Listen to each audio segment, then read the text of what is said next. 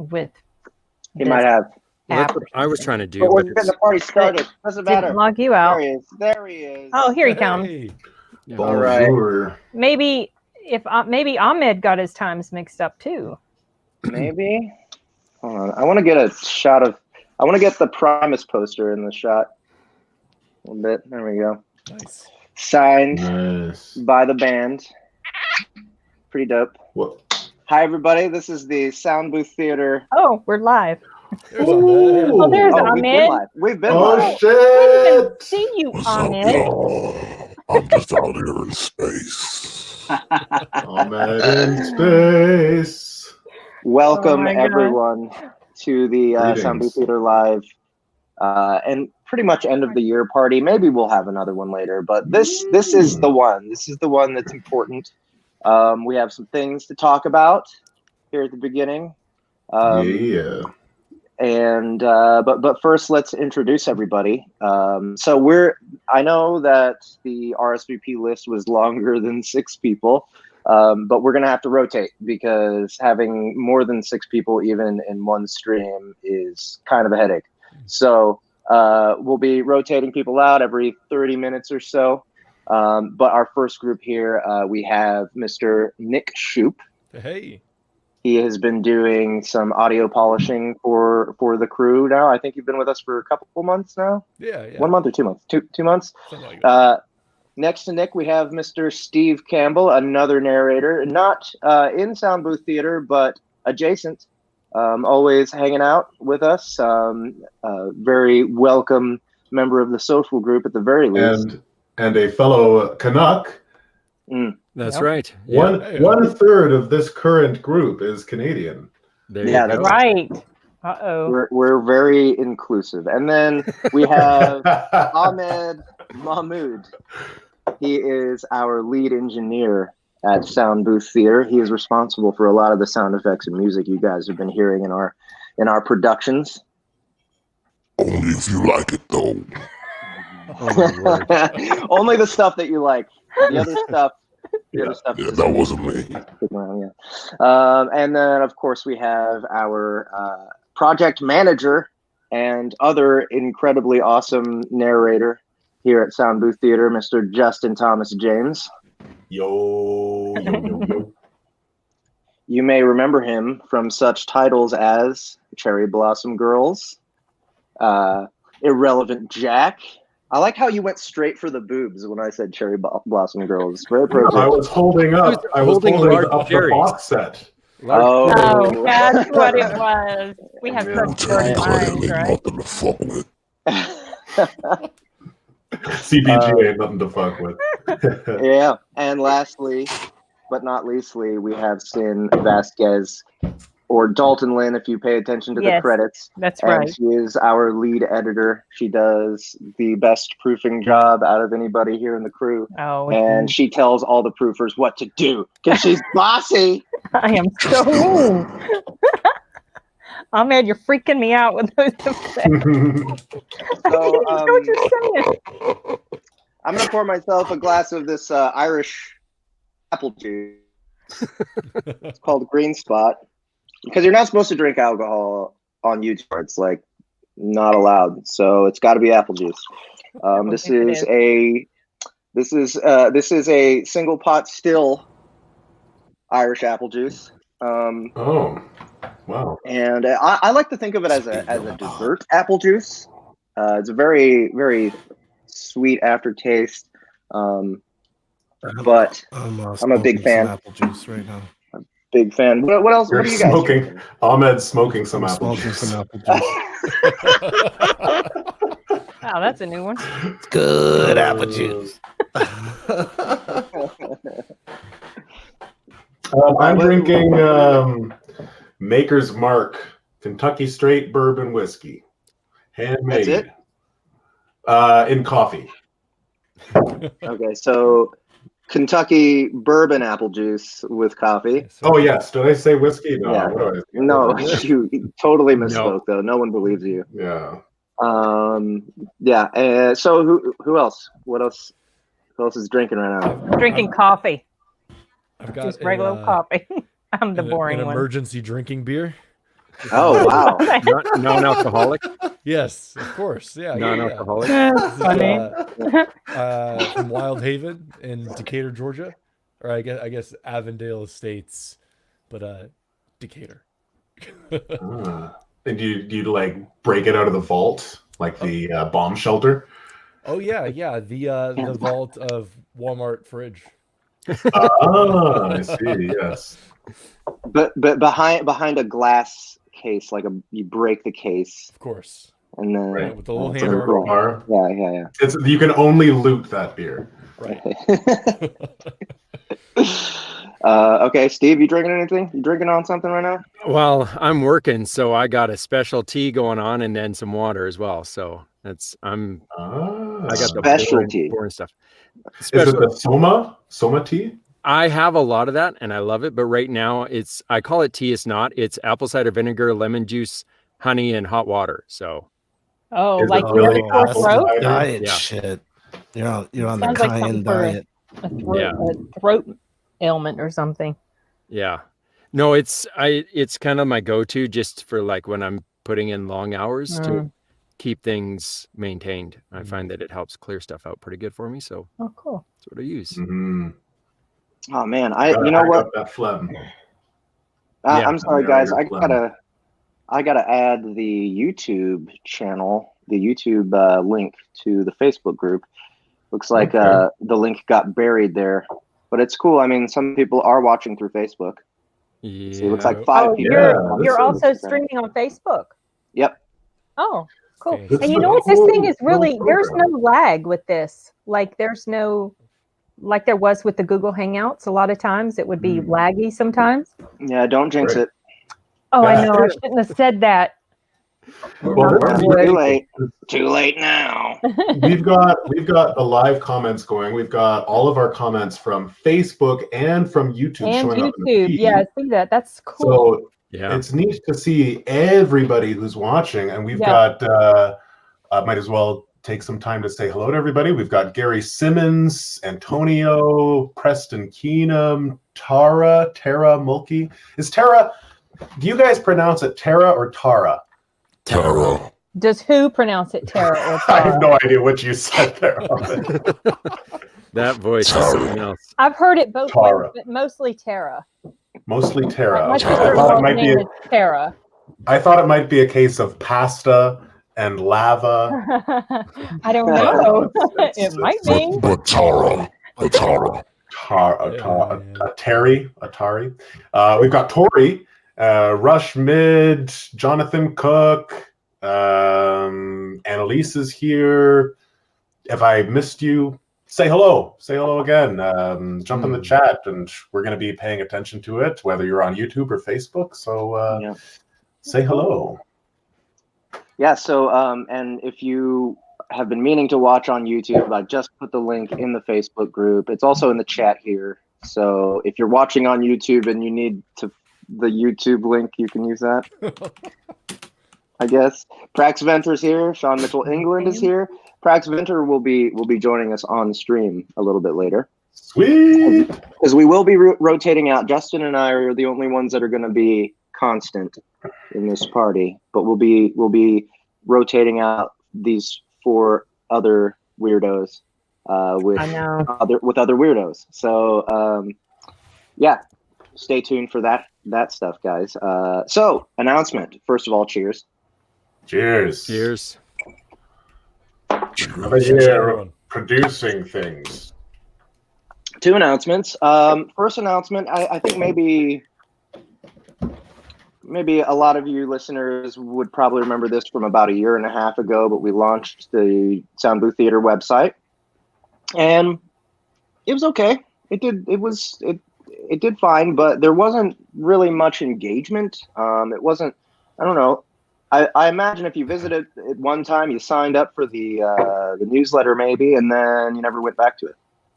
But here in 2 weeks, I think November 15th is the actual launch date. Someone died. Yes, Annalise, Ahmed.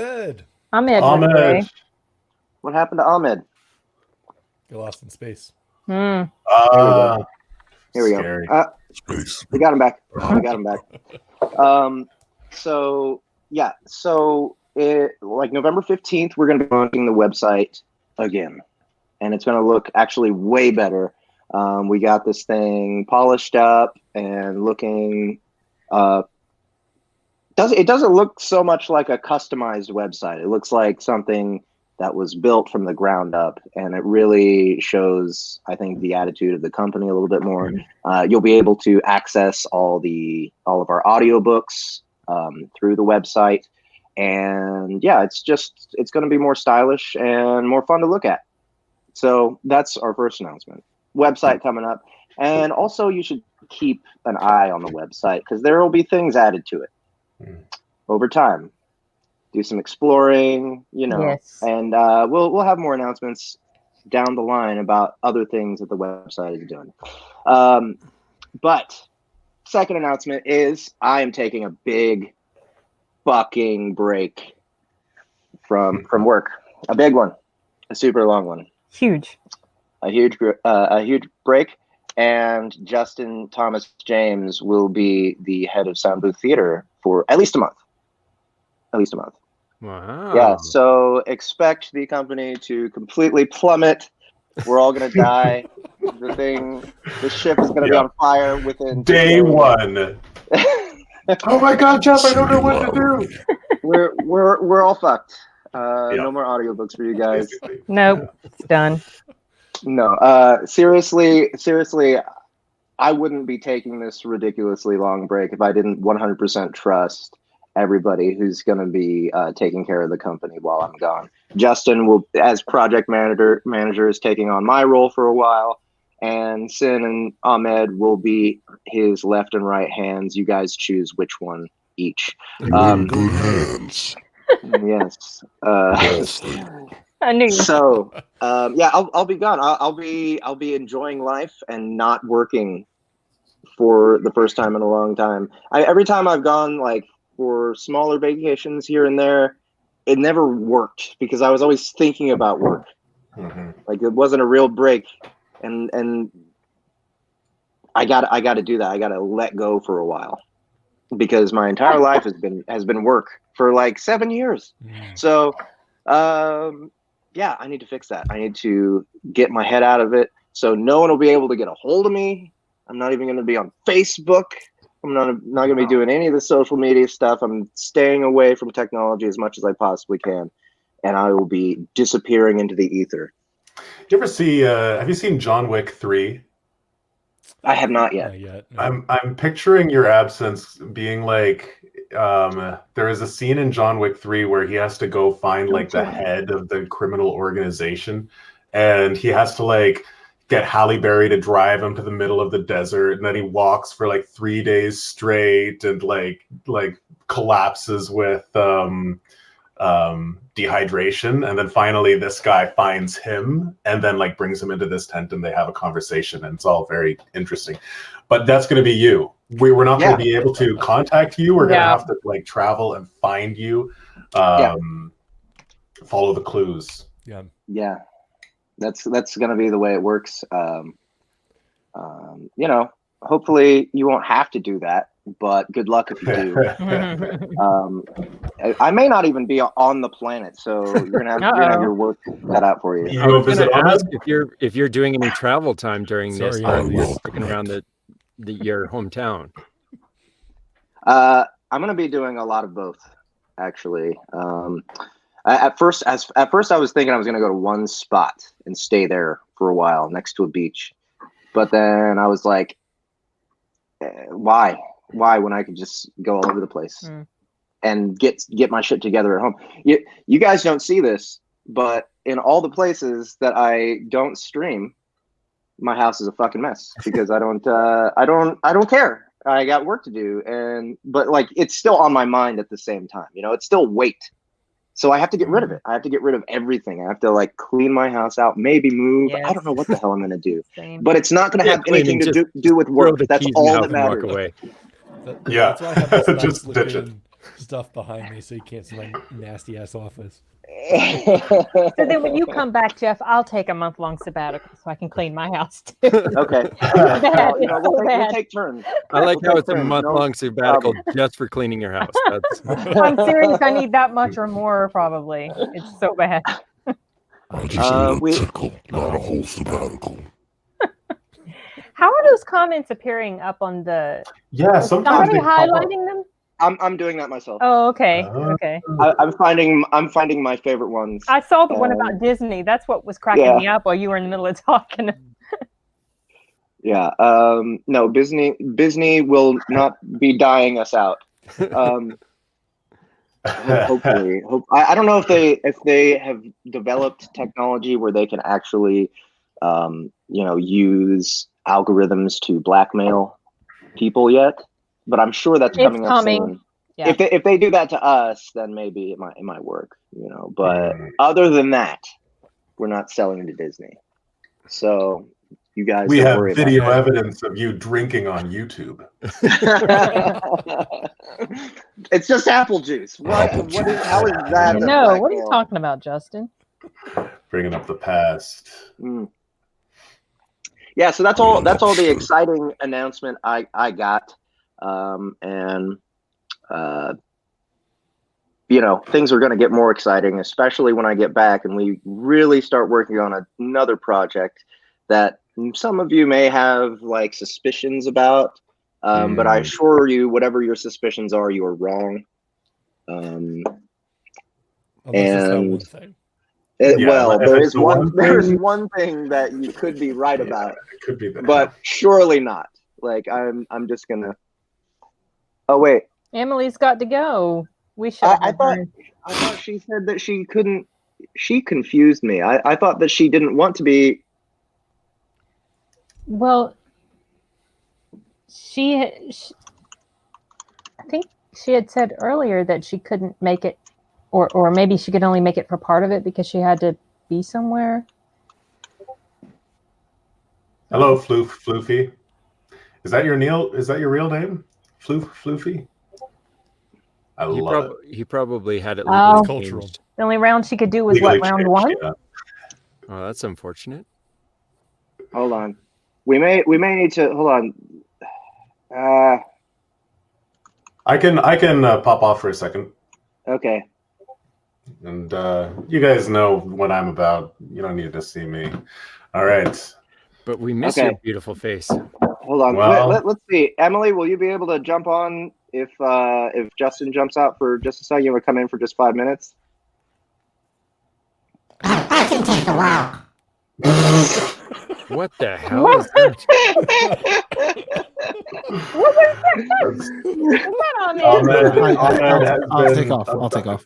So let M jump on, and I'll come on a little bit later. Yeah. Hey, have a that sounds time, good, man. That sounds good. All right. Ahmed's got to go fight some aliens off. They took over his microphone there for a second. It's my Yeah. oxygen mixture. Oh. I got it all wrong. I gotta go Right. mix my oxygen the right way, and Okay. I'll be back, y'all. Hold on. Yeah. Emily's still Gotta talking. go smoke more apple juice. Is she coming on? She Hold says, on. No, she's not coming. She's not coming.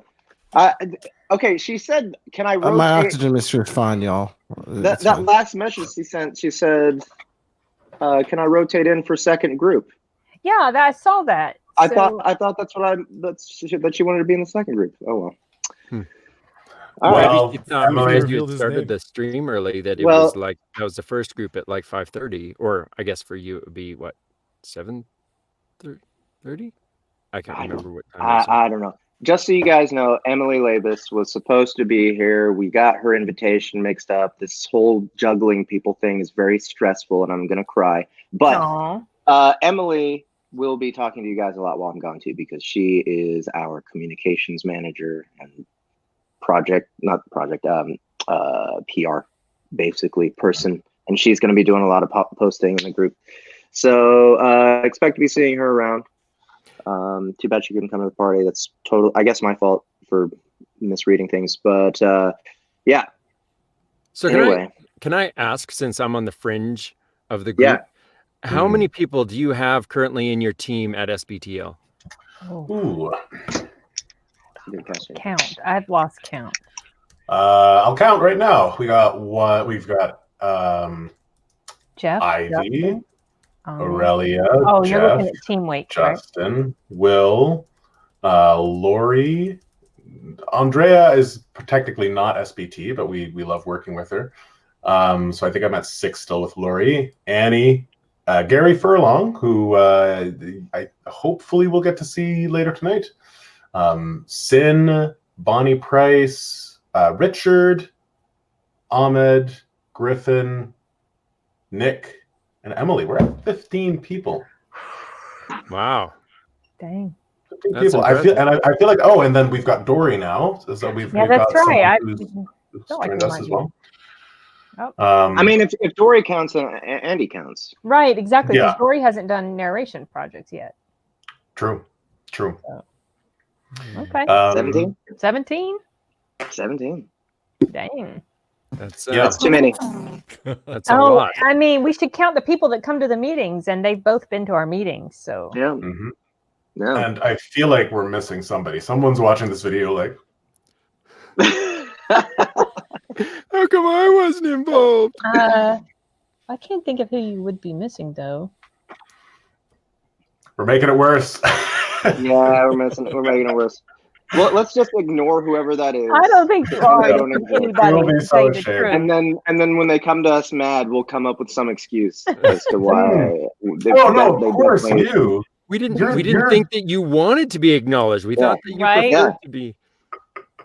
That's why you got to be on the team week. My life revolves around team week. Team week. As you know, if you are on the team, you know it is my oxygen. I don't know if anybody here has ever seen this amazing program, but it's this beautiful puzzle-like program where you can have all the people who are on your team, and then all of your projects in different colors, and then like there's a calendar that goes across, day by day by day, and then you can drag these projects to different spots, and then you can create like a sequence, and it's all very Looks like a Tetris thing. It looks like Tetris, and it feels like Tetris, and Yeah. it's very puzzle-like, and I love it. I think it's fantastic. James, do you do locked rooms? Do you love locked rooms? That's Mr. James, and James is my last name. Yeah. Oh yeah. What am I thinking? Well, I was trying to think who he was talking to for a Yeah, second. sorry. Well, it's the first three names as all three of your names. Yeah. Justin Thomas James. Are you kidding me? Justin Thomas James. Like, Yeah, I've got have a three last first name, buddy. Come on. Yeah. You're right, Steve. I'm gonna change my last name to Floof. Legally. I do like escape rooms. Yeah.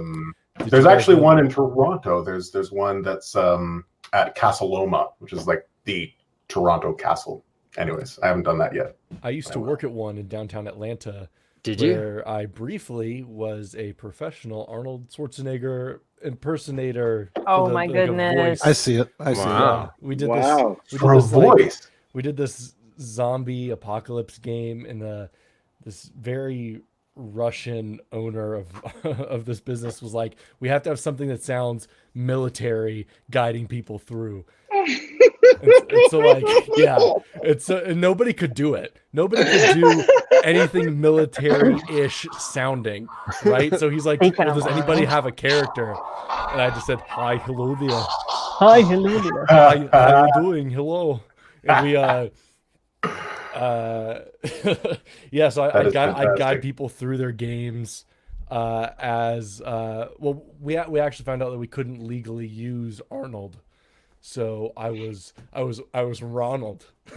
Ronald Schwarzenegger. The black sheep of the family no one likes to talk about. Ronald. Too good. Oh my Swigger. god, that is amazing. Oh man. So what kind of stuff did you have to say? Like, do you remember any of your lines? No, but we would have people ask me if they could get to the chopper. Yeah. And most of my lines would usually end with, Yeah. you have to get to the room. And so did you act this out while they were in the room, or did you record passages?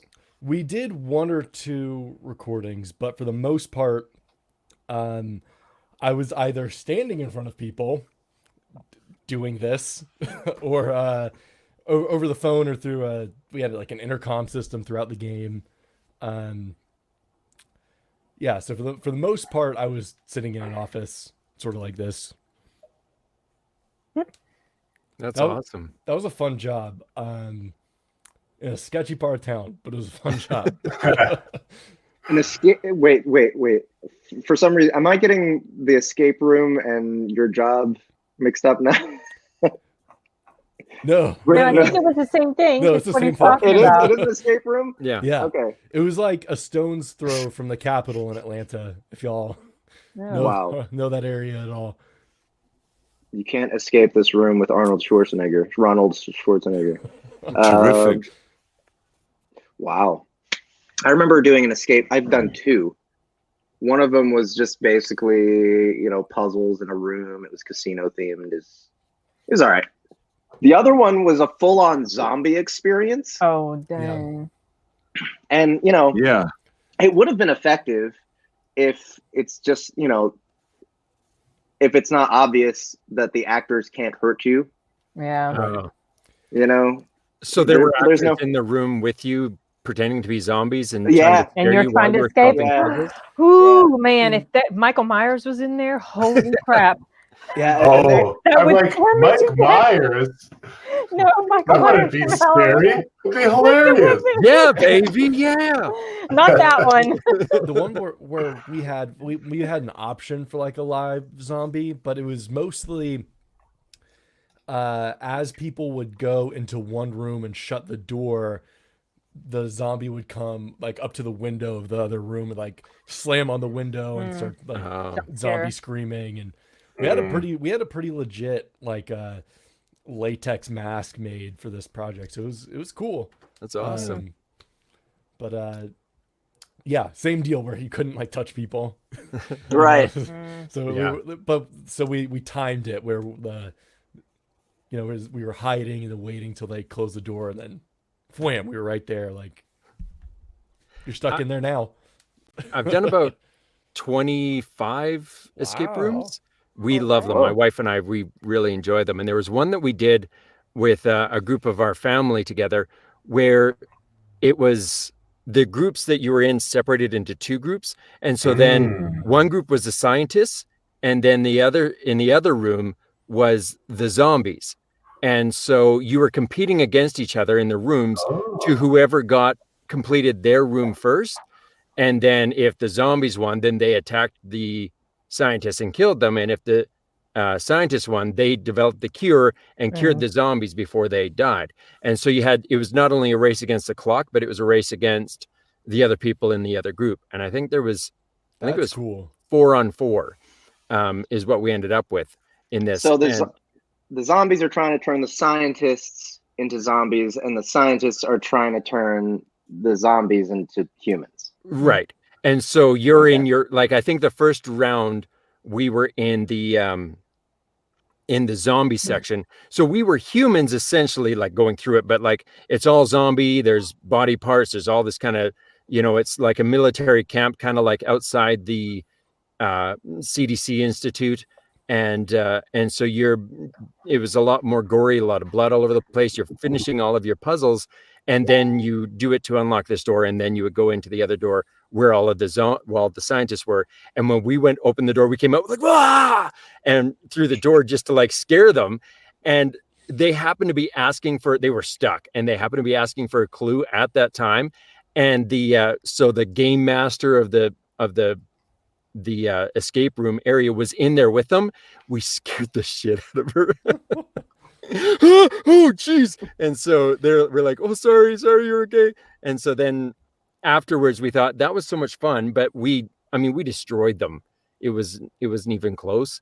So we thought, well, maybe this one's harder. And so we did the room again, but we swapped. And so they were the zombies, we were the scientists, and we did even better on the first round or the second round we did on the first round. So I was like, sorry about that. Just not good team balance. No, it wasn't. But we were trying to figure out. Well, we were trying to figure out how to balance the team, and it ended up that we were like, how are we going to decide who's going to be with who? So we ended up just drawing stones. Black went with this side, white went with this side, and that's how we ended up picking the teams. But yeah, it was a little bit stacked. So, wow, that's satisfying. It's a cool concept. It's a nice twist on the whole concept of the what are they called? Escape rooms. Yeah. Because usually it's like just a bunch of the people that you don't know trying to act, and I've almost never convincing. But if everyone's in on it, in the 25 or so that we've done, I've never done one with a person in the room, like actors or whatever. It ruins the experience. That's what we felt. We're like, really? And there's a couple in Calgary that do the actors in the room, and we've heard that those ones are done quite well. But it's still, we're just like, that would just be distracting, and it would, you'd feel like intimidated, and you were just always thinking about this other person who knows everything that's going on is rolling their eyes at the fact that you're missing all of these obvious clues. And so, yeah.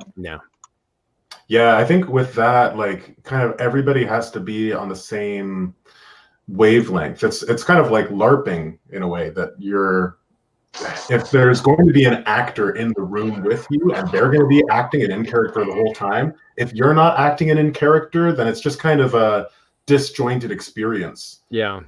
But I could definitely see it working if everybody was like on board with like, okay, we're all going to stay in character this whole time. Yeah.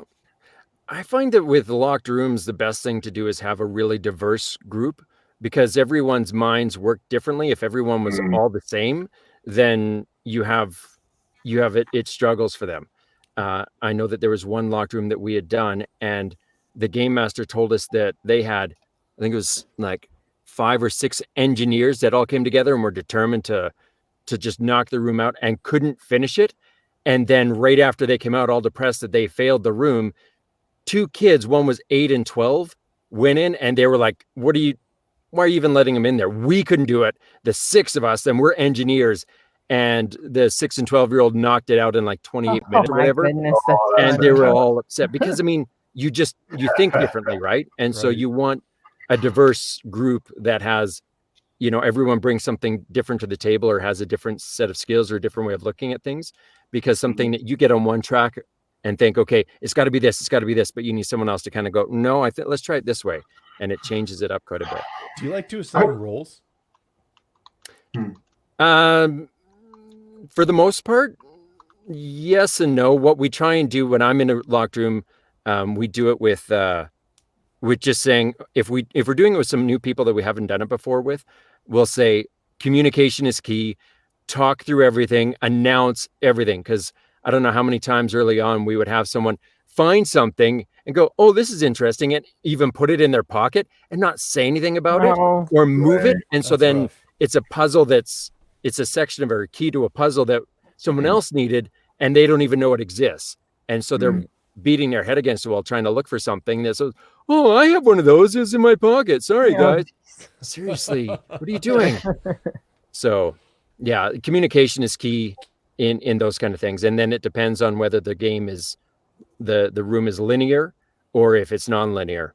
Because sometimes you'll have rooms where the puzzles are sequential, right? You can't go on to the next puzzle until you finish the one that you're working on, which is a brutal experience for a large group, because then you have like maybe 2 people working on a puzzle and the other, 4 people are just standing around twiddling their thumbs waiting for them to do it, because there's nothing for them to do. So we usually prefer the non-linear kind of puzzles where everyone can be working on something else. Definitely. Looks like we've got some questions happening in the sidebar that would be cool to answer. Did you see any, Jeff? Have you been answering them in the chat? I have not. Let me see. Let's see here. Tori Wilson asks if we are trying to summon Fibble. Yes, we are. Yes. If you've read Greystone, book 5.5, The Tales of Fibble the Great, the ritual is to start a StreamYard video broadcast with 2 Canadians, 4 Americans, 1 in space, and to say Fibble's name 3 times. I believe I've said it twice. No, I've said it 3 times. Fibble. Fibble. Jeremy Baxter asked, "What is hitting Audible next?" That would be Vault of the Magi. No, wait, no. Transformation. It's going to be Transformation. Transformation. Any day now. Yeah, it's going to be Any day now. The Russian translation one. Yeah. I'm excited to see what you guys think of that one. That one's I'm excited. Tried something different. I have a question for you guys. Are you still submitting your stuff to Audible through ACX, or are you using a different system? Mostly. We've been going through ACX. Transformation, we used Spoken Realms because the author is Russian. And we do have a few audiobooks that go through Spoken Realms. For those of you who don't know, Spoken Realms is a third-party company who works with, I think their main feature as a publisher is pulling in audiobooks and getting audiobooks from other countries beyond USA, Canada, and UK, and bringing them to Audible. So, without Spoken Realms, a number of audiobooks like Life Reset, you've got a couple of them through Spoken Realms, and ELLC, a couple of them are through Spoken Realms. Transformation, Wayward Bard. Yep. A very great service. Spoken Realms also does a lot of public domain books. Yep. Yes. Which is they're pretty much the only way you can do it if you're an indie. Like, you can't do it through ACX for the public domain stuff. Yeah. So, well, okay. So I guess we need to be rotating out some people here. Yeah. Did you get any takers? Annalise and Dave Wilmarth are at the door right now knocking. So we're going to do a rotation here. Is there anything else you guys want to say to the party before you head out? I just want to say thanks for having me here. I had a blast. Thanks for coming, man. It's always a pleasure getting to chat and hang out with you guys. I miss having Justin in Calgary. So why did you just gonna have to move your family to Toronto? Yeah, and that's the only, I feel like. Do you say Toronto or do you say Toronto? I say Toronto now for some reason. Nobody says Toronto. But I do. That's I do too. I say Toronto. Yeah, because people who don't live in Toronto or in Canada usually say Toronto, but it's like saying Calgary as opposed to Calgary, Right, Calgary. So yeah, I don't know where I picked it up. Who's playing video games? It's my notification. It's a Terminator notification. The Terminator notification on my phone. You guys were talking about Arnold earlier, and this thing went off. Do you like mute that at night, or do you get like texts at like 3:30 in the morning that like you're in the middle of the dream? I leave my phone downstairs at night, but it has gone off before in panels, like at cons, and I'm like, turn it down. Sid does remind me of Sarah Connor a little bit. She's got a Sarah Connor vibe. Oh, I wish. I wish. She's so cool. I saw Terminator last night, y'all. How was it? Did you like it? No, I was disappointed with it. I was quite disappointed. See, I feel like James Cameron should come back. And Tim Miller was the director, and he did Deadpool, and he's a fine director, but it was like it felt like the magic was missing.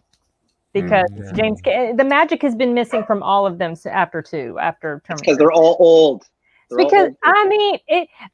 There were some parts of the story that were interesting, and it was cool to see Linda Hamilton back. She played her part pretty well, but it's just not the same. So I'm not even going to count this one. They say it's supposed to be 1, 2, and then this one. I'm just like, no, it's just 1 and 2. Yeah, I was kind of trying to figure out how they worked.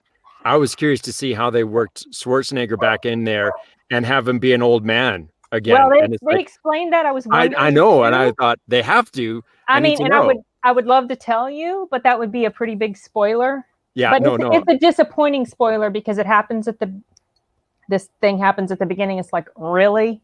Really?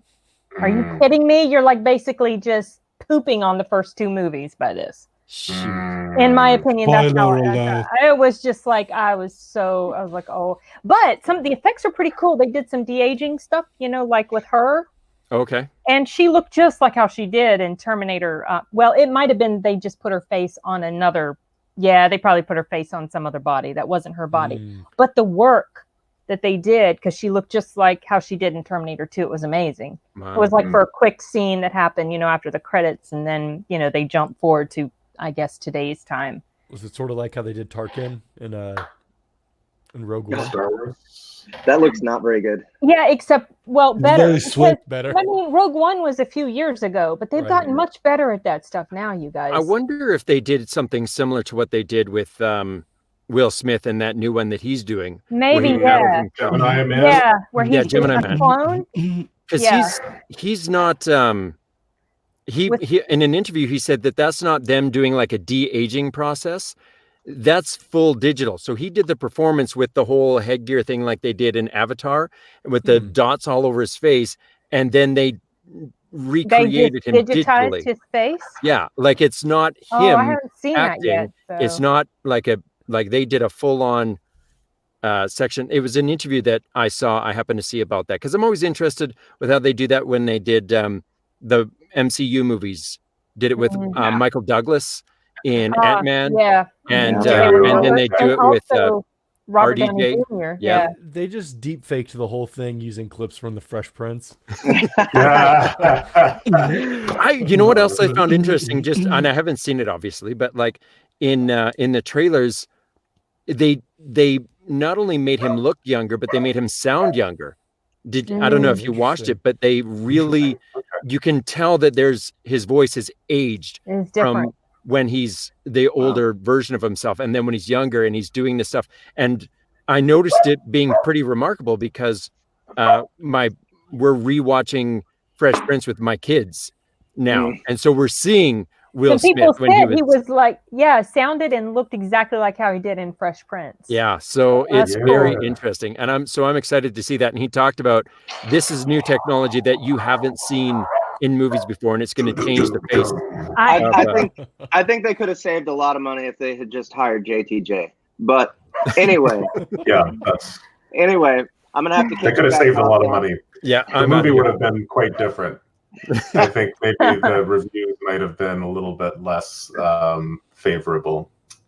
I don't know. I would have reviewed it better, but you guys, thank you for joining us. Thank you very much. I love you guys. See you later. Exit out the tab. And I hope to see you guys in the chat. What did you say, son? I said, do I just exit out the tab? I will kick you out myself. Okay, bye. All right, bye. Give them the boot. See you later. They're holding on. Throw them out. Miss Annalise ready. Our ritual worked. He doesn't like wine, though. Okay. Who else? Someone else already dropped out. So Dave is right here. Nick dropped out. So. Oh my goodness! Formerly known as Dave. Wow. Masquerade.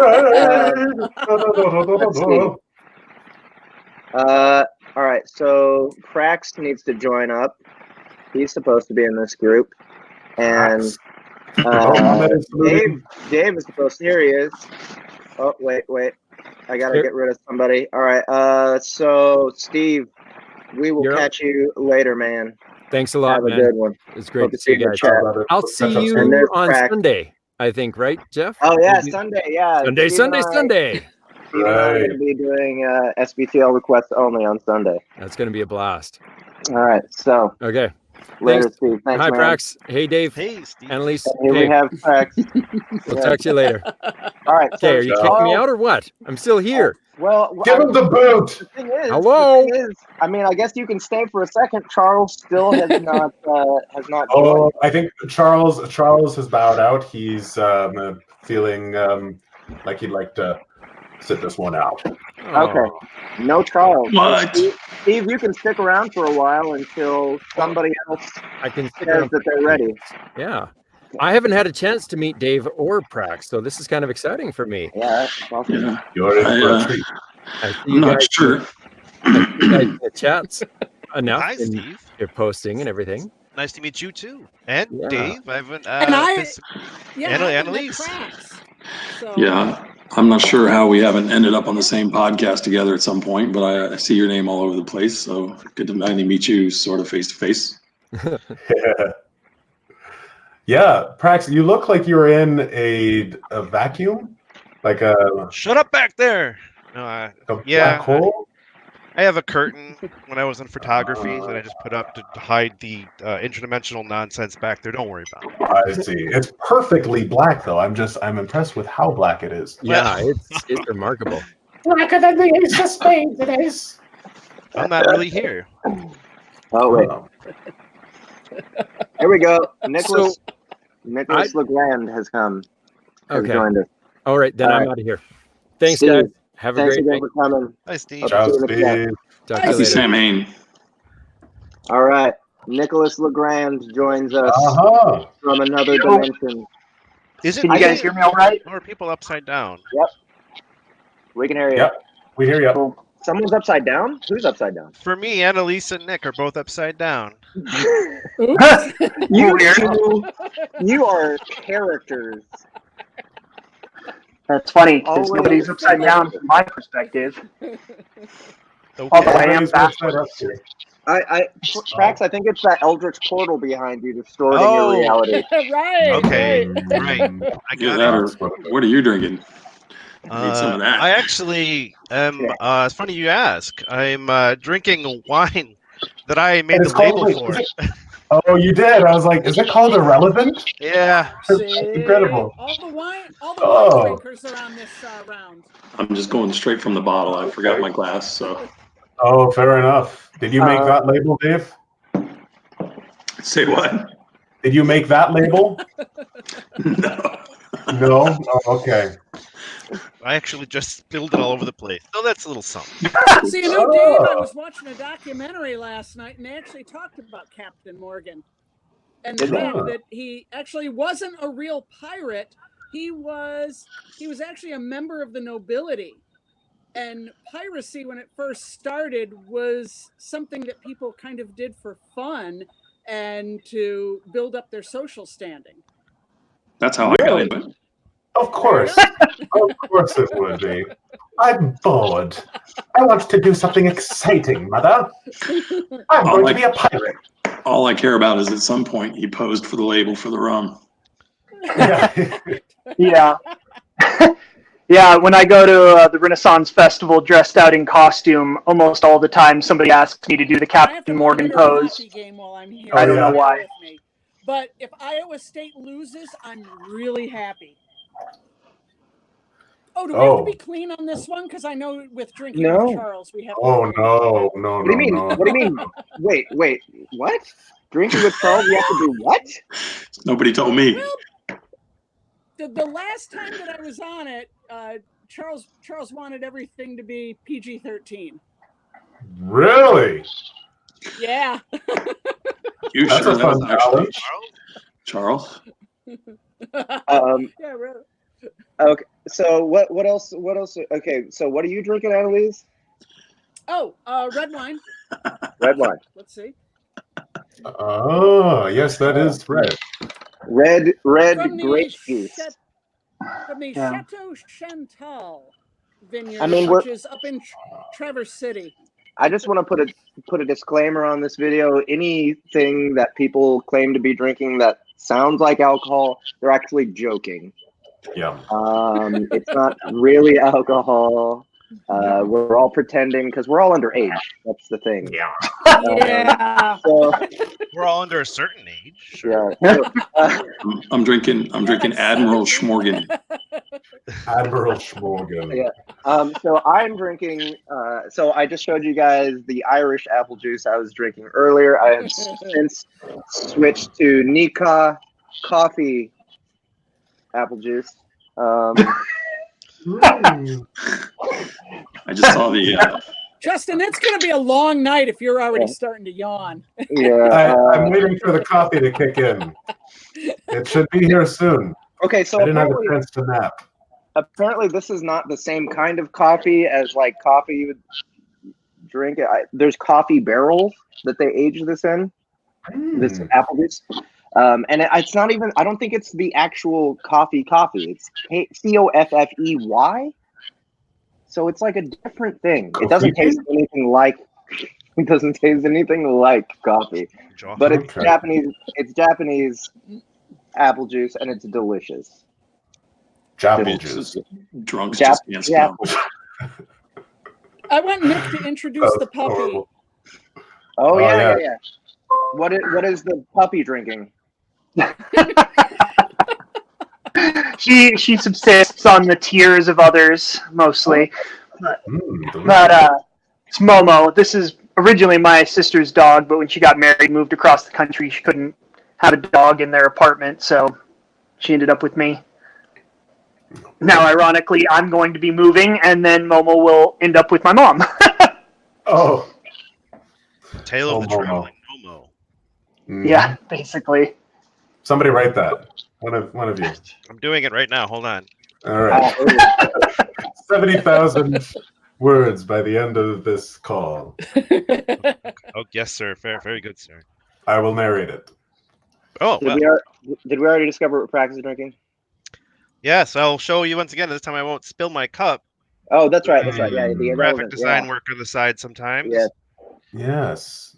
So Brilliant. there is a vacuum there. That, you know what that reminds me of? I don't know if you guys remember. There's a Halloween episode of The Simpsons where Homer gets turned 3D. And yep. There's like it all like the world breaks down around him. He's in this like 3D environment, and then there's like this big like warping hole. That's vortex, perhaps. That vortex. You're looking, yeah. It's just getting bigger and bigger. He's like running from it. And when he goes through, he ends up in the real world. That's right. Yep. That's right. And if you remember, the whole vortex was created because there's a little cone flipping end over end, and it jabs him, and he gets pissed and throws it. Yeah. Yeah? Is anyone else having trouble hearing me? Dave, I hear you fine. Dave is pouring cereal. I'm doing arts and crafts here, man. I'm making a label. Just bear with me. Oh, he's making. The phantom of the label. Phantom of the label. Tell us about the society and what's been coming out like in the entire genre lately. Like, today has been ridiculous. I don't know if any of you have noticed or not, but today Tao Ruang Wong dropped. I'm probably butchering his name, so sorry. Tao dropped a new book. Travis dropped a new book. And Mountaindale Press dropped a new book, although it's not a Dakota book, but I'm just like, Jesus, like what timing? Yeah. And so, I've been warning like any of the smaller authors that were like, oh yeah, my book's coming out on the 1st. I'm like, you maybe want to postpone that a little bit before you get just buried. It would be cool if like the entire community had this calendar. That we could reference and see who's bringing out what. Be handy. Yeah, we tried to get something like that set up at least just for authors' use before, but only a few of the authors would populate it. So I had on my bio. I have what I'm working on. Like the next couple times I try and hit, maybe somebody can go in and like just put it all together now for that everyone. You said that, Richard Hummel's gonna make one. Oh yeah, a calendar. Yeah, Really? Yeah. She's referring to his Amazon store. Have you seen it? Oh yeah. I don't believe I have. I didn't realize there was like a calendar function he could use there. Let's all go to Richard Hummel's Amazon store. All of them. I'm not going anywhere. I'm staying right here. Who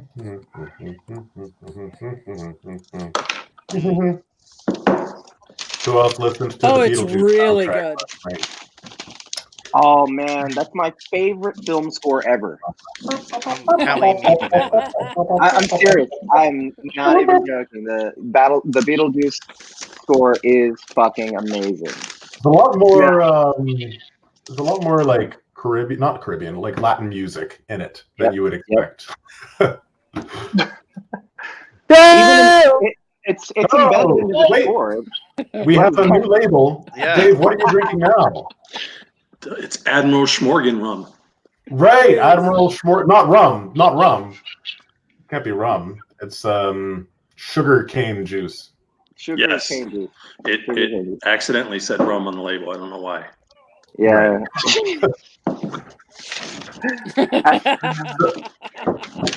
Cheers to that. Cheers. Very impressive. I did see a comment in the chat earlier, and now that Dave is here, people were asking what the next Dave Wilmarth book will be. It was a typo. From SBT or from Dave himself? Well, yes. I suspect that it's going to be Dark Elf 3 because that seems to be the farthest along, but I wasn't positive, so I thought I would leave that open to you guys.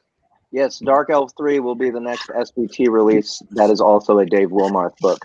But before I leave this world, before I depart to the desert and join the ether, I will be narrating books 4 and 5 of the Greystone Chronicles.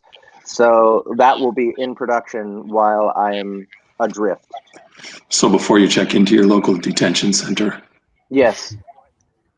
Yes. The ether, also known as Jackson County Correctional. Fun. I feel like narrators would do well in prison. Yeah, me too. You know, solitary confinement. It's like we subject ourselves to this every day. So I have some advice for you while you're inside, or before you go inside. Get a prescription for a CPAP machine because you can't have one of those in general population. So they'll put you in your own private room so you can use your CPAP. Loophole. Pro tip. I'm just saying. Just trying to be helpful. Yeah. Yeah. Thank you for that. I need as many tips as I can get. Oh, okay. I shouldn't let the other prisoners hear me say that. Somebody's gonna play this YouTube, and everybody's gonna be looking at Jeff like, "Really? Oh, you need tips, do you? You're a narrator, are you? Come right this way." Yeah. Suddenly, people will be very interested in Jeff's female voices, right? Captain Schmorgan is be my drink. I took out a little extra accent there at the end. Yeah. Well, and Jeff is the youngest looking out of all of us, so he's going to be in trouble no matter what. I guess so. I beg to differ.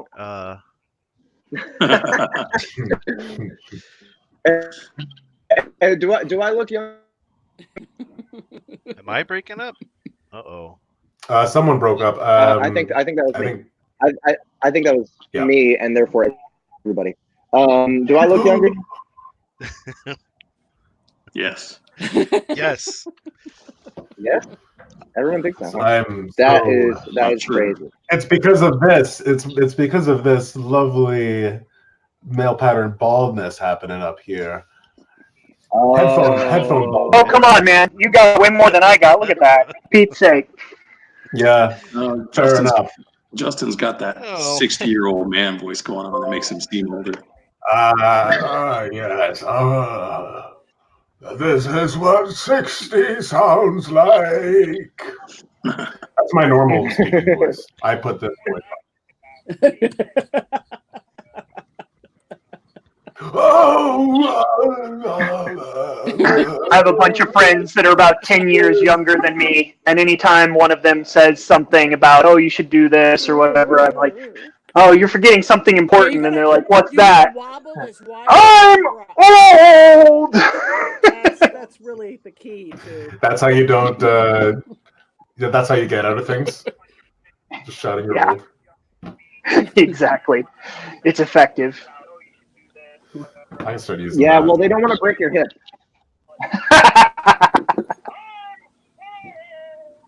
Oh, I can hear. Yeah, someone's We've got Annalise. Yes. Annalise, your feed's about 30 seconds behind. Yeah. Exactly. Yeah. It's effective. Sorry about that. I have the over here. What was that? Say that again. I have the world's worst Wi-Fi here, so that's why I'm getting this weird delay. Oh, okay. Wait, hold on. This is cool. Someone must be watching the YouTube version though, or the Facebook version, and it's not muted. That's the only way this could happen.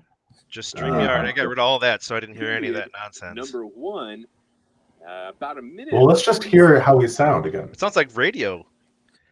It does. Number one, top in the chart. Oh, well, I have the hockey game on, so. This is a good test in memory because I forget what I've said, and I'm like, wait, when did someone say that? That's what I sound like?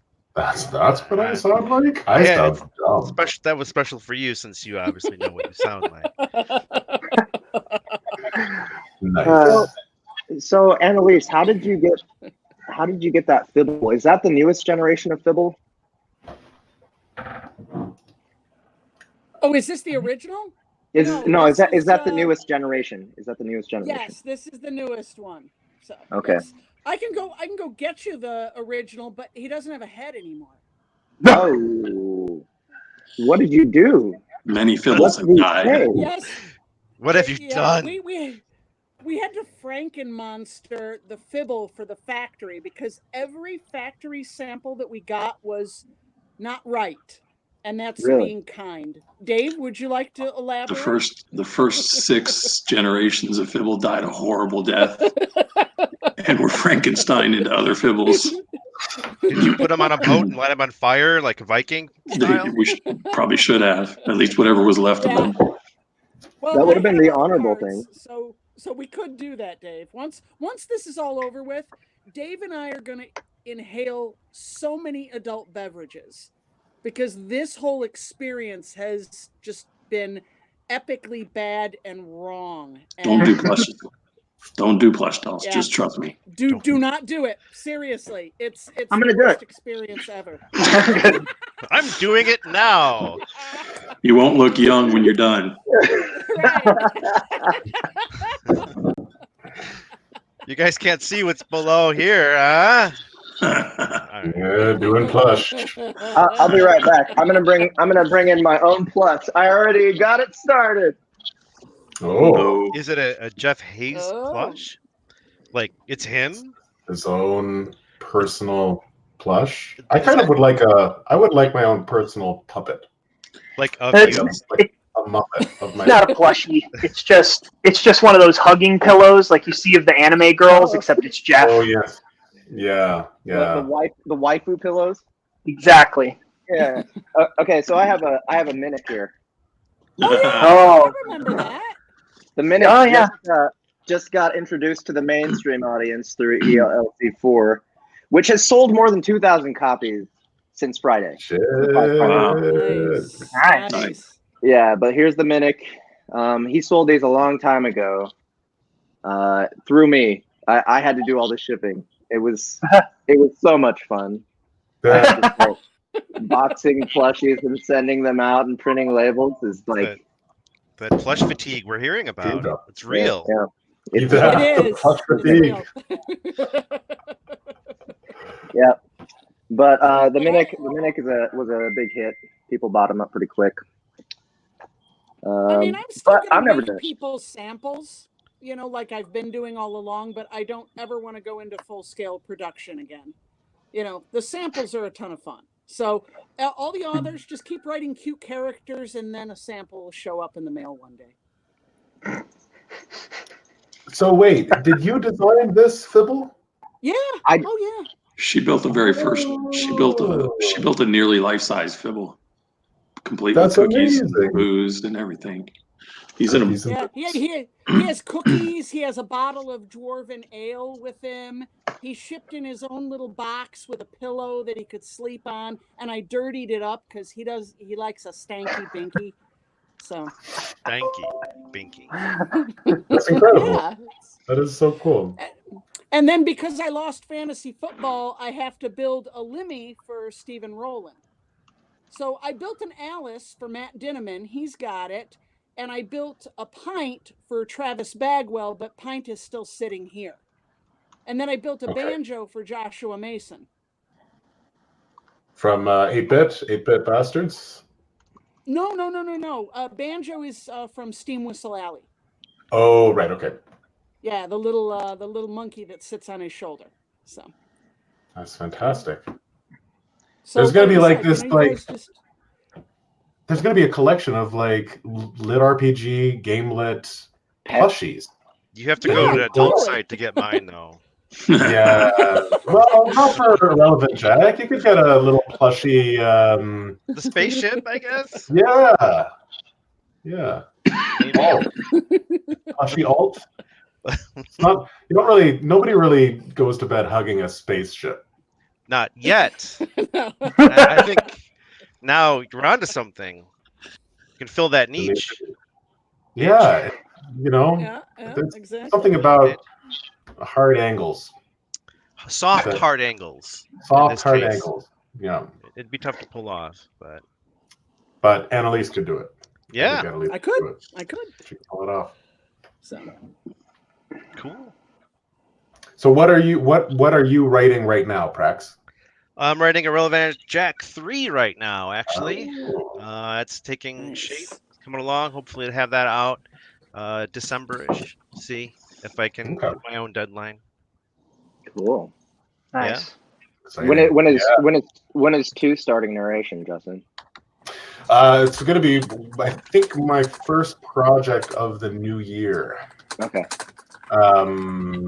Yeah, so it looks like I've got a couple projects before then, but then, yep, in January, that's what I've got next. That's great. I'm getting people asking me all the time. So I'm looking forward to it. Is there more singing? Is there more Andrea singing in book 2? I think so. I'm not sure, but I'm definitely gonna write like an entire chapter of. It's gonna be like an opera or something, and I'm gonna make her sing for like the entire chapter. This isn't true, but I want to. I would love that. We would love that. Do it. Okay. Yeah, dude, really. Andy. Opera chapter. Andy's singing in the first one was great. Andy's singing sounded so good in the first one. It is something unique to put that, to write a poem, a song, or whatever, and then it must be a really unique challenge for you guys as narrators to just put music to it and the melody, or not music necessarily, but just coming up with the right tone for everything that's going on. And I don't know if it was all her, but yeah, what she did. And what the sound editor did, I'm not sure who made it sound like an old radio broadcast echoing through the ship. Oh my God. I've got people still contacting me saying, oh, wow, that one part. Oh, that's so great. That lullaby. Did you write that? I got friends contacting me. Like, well, yeah, it's in the book. But no, yeah, you guys all did great. I'm so happy with how it came out. I'm very happy with that production. It was a good team effort, and we should maybe I'll take that little clip itself and send it to you so you can share it with your fans. Yeah, part of it's in the intro or the trailer. You get like a little bit, a little taste of it. So I think maybe that's just enough to get them to want to come back for more. How about you, Dave? What are you working on?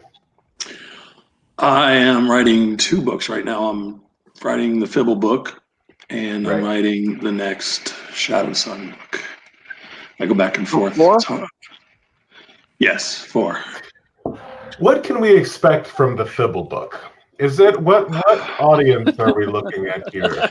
So yeah, it's basically half the size of the regular Greystone book, so it'll be about 80,000 words or so. But it's just the story of Fibble. Fibble's life before the Greystone folks found him. Some of the life, so cool, Dave. some of the life he spent with the Greystone folks, and then what he goes on to after the last of the Greystone books has ended, and he goes off on his own. So it's literally just Fibble's life from his point of view.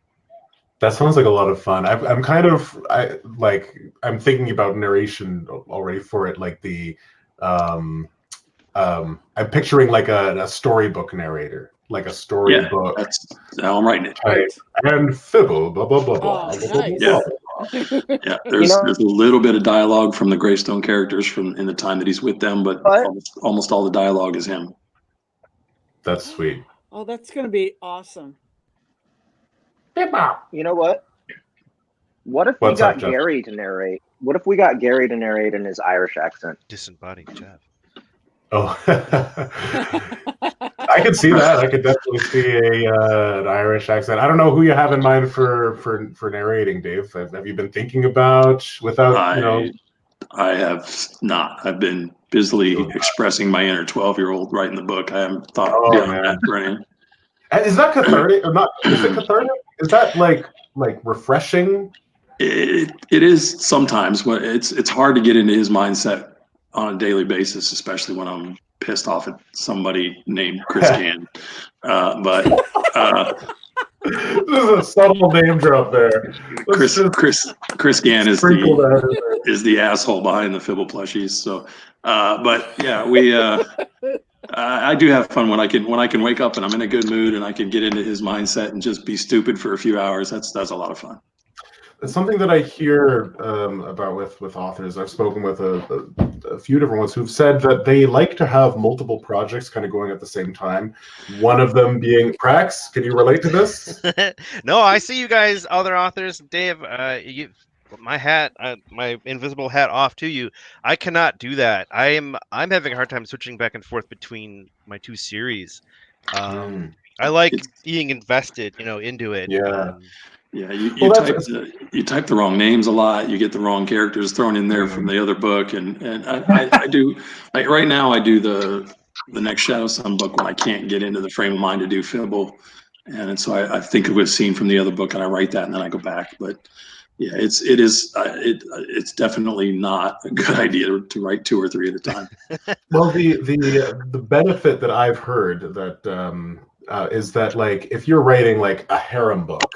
And then you're writing like this, like light and kind of crazy, and then you're writing like something that is more serious and more, your, maybe passion project. Like sometimes it's hard to, like you say, Dave, like get into the mindset, and sometimes you just gotta just write. Like, just comes easier to you. And I'm curious, Prax, if you've kind of felt that with the harem and irrelevant Jack being so different. It's not necessarily those two specific genres combining or clashing or anything. It really is how I do it. Is I get in the heads, of those characters. I create the campaign and then I run them through it, and trying to remember the heads of multiple characters in multiple series and what they just went through and like what their state of mind is just not something I have the mental capacity to contain at the same time.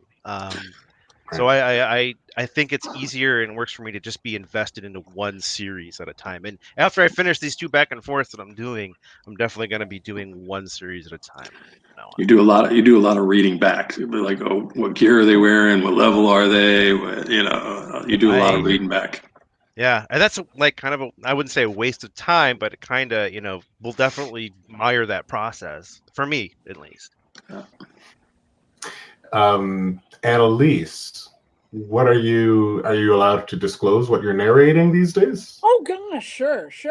I'm finishing up my first dual narration that's a romance, and it's a seasoned romance, which means it's specifically for the over 40 crowd. Cougar. Interesting. Yeah. Oh, like seasoned adventurers. it's not really a cougar thing because that'd be more May, December, which I actually did a Victorian one a while ago. This is definitely both main characters are the same age, and it's called a second chance romance. So I'm working on that. I just started Richard Hummel's book 2, so Radioactive Evolution, his book 2. So we get to go back and revisit Scarlet. So I get to be a sassy dragon again. And you did a Scarlet plushie too. Yes, I'm working on it right now. So it's just in the patterning stage. I haven't started to build it, but it's definitely in progress. And I'm working on book 3 of Mark Carlson's World Tree Online. So yes, and I've really been working hard on the Scottish accents because he's got 4 dwarves in this one. So it's going to be all Scots all day. Those assholes who write dwarves. Yeah, I know. I can think of one author.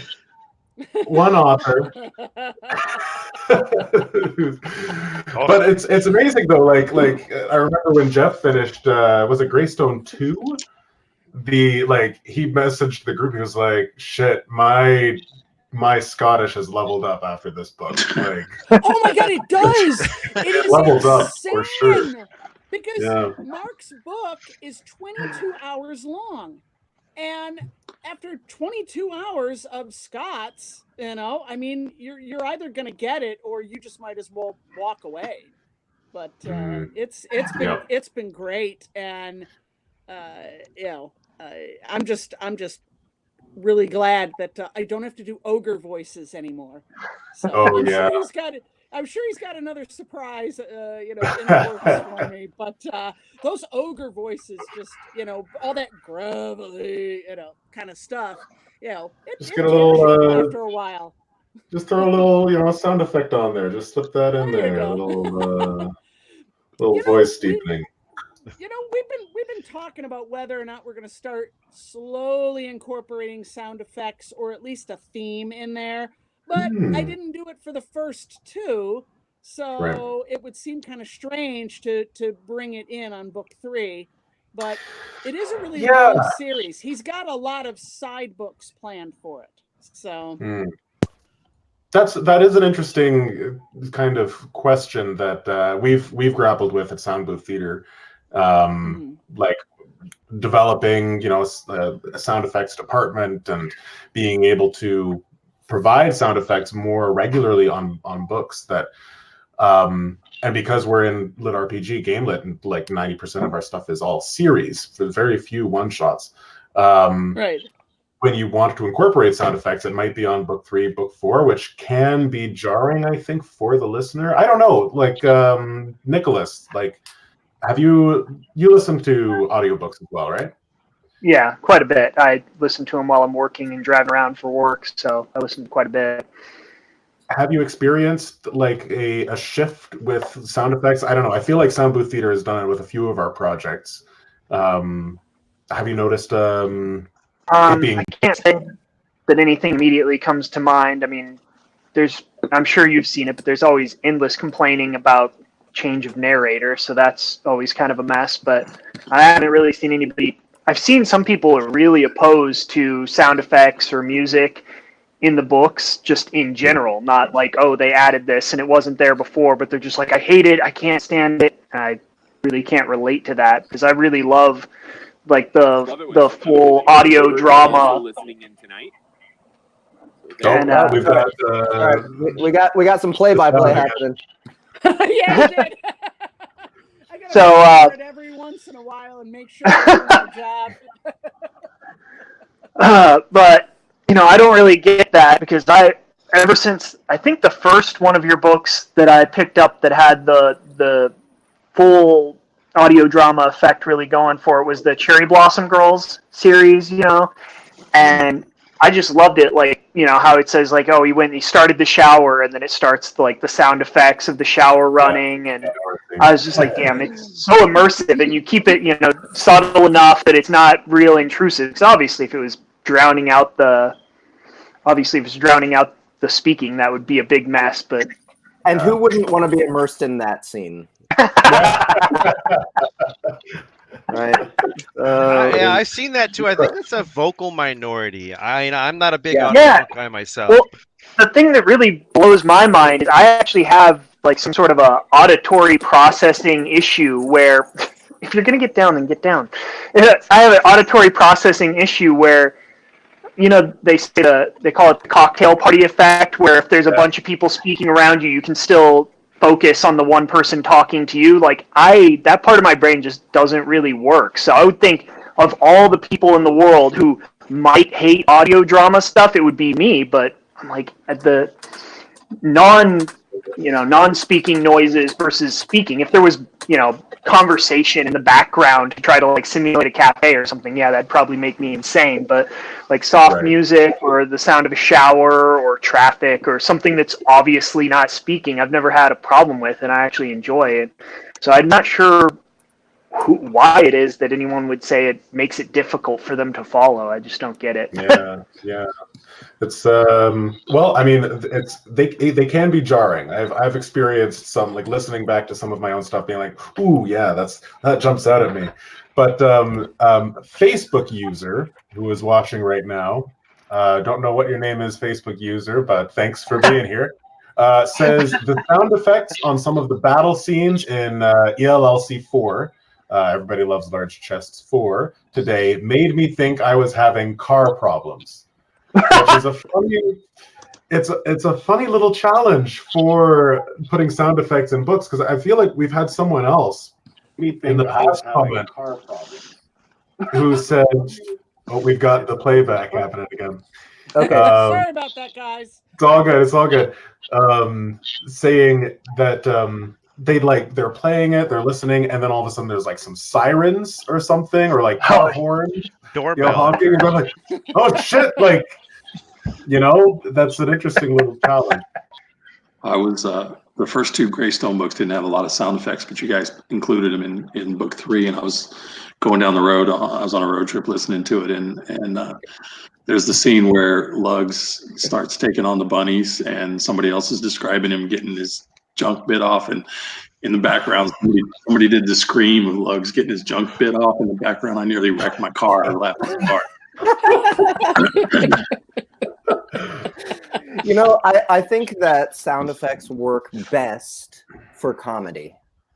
Yeah. Like there can be spectacle, there can be battle scenes that are really evocative and like really put you in it. But really, to play it for laughs is the biggest effect. I mean, I think that Everybody Loves Large Chests is a good example of that. What you just said, Dave, is a great example of that. Just having, just being able to hear the guy get kicked in the nuts elevates the scene. I think I'd go even further than that and say that just in general, I'm producing Josh Mason's 8-Bit Bastards. So Michael Norman Johnson's going to narrate it. And that's really been a ton of fun because it's just been all chip tunes. Oh, nice. Yeah, really? Yeah, we're having a really good time with it. So that one definitely has boss battle music and sound effects and a theme and everything else. Yeah, and it's all chip tunes. Nice. This is 8-Bit Bastards that they're doing this with. Yeah. I'm excited to hear that. Yep. Nick, it's going to be good. Sorry, can we get back to what Nick was saying? Oh, so I was just going to say that I think, in general, the sound effects and music and all of that works a lot better for anything that's just generally lighthearted. The more like serious and somber you're trying to be, the less that sound effects really work in, even not even necessarily speaking comically, but just, it's hard to, really get something, ratchet up that tension while, you've got, people screaming in the background or whatever. It just doesn't quite work. Yeah. I mean, I think that, like, I definitely agree. There are times that music and sound effects, like with comedy, I've listened to some of the audiobooks that our lead engineer Ahmed has produced and done sound effects for, and where he'll like cut out the music at the perfect spot it'll be kind of like a record scratch, like, did you just say what I think you said? Like, and it's just kind of, you get into that flow of like, okay, you got the music, and then hard stop. Wait, what are you talking about? It's like a really classic, kind of trope that works don't forget, really well. Don't forget the narrator sound effects too, like those grizzly bear cub snorts and growls that appear, or frog noises. Frog noises. Yes, yeah. Jeff is often a animal. He's often cast as beasts, bears, large frogs. Might be some of my favorite dinosaurs, Gigatoad, dragons, I love playing Fizzy. Like, might be one of the highlight roles of my year. Not Fizzy, Fuzzy. Sorry, Fuzzy. There's also the Mama Baradillo. Mama Baradillo. Yeah. Dude, playing animals is a lot of fun. It's a lot of fun. Hold on, someone. Okay, sorry. I was just looking at the chat, trying to figure some shit out. You guys are saying comedy. You're saying, but I mean, I only have I'm not a big audiobook guy. Like I said, I really don't listen to a lot. But for Irrelevant Jack, I wouldn't say that's a comedy or anything like that. The mood though that you guys create when they go into the tower and transition to different things and different scenes is phenomenal. Like I think you can use the sounds to just set a deeper mood or a feeling for the entire thing. Yeah. Well, I think this entire year we have been experimenting to figure out exactly what is effective in what context, and like trying to figure out how to create those kinds of moods, or when we're going too far. It's art. And, it is an art, and it's an art that's not explored very much, especially nowadays. What is effective in what context? I love it. Right. But Expletives. Yeah, specifically speaking of Irrelevant Jack, I really thought that was a really good use of the sound effects, like the teleportation sound that plays every time they go into the tower was nice. But what really worked well was on Jack's first entrance to the tower is like one of the only times where there's a constant background sound, and I don't know how to characterize it. It's kind of like melodic or whatever, and it's exactly.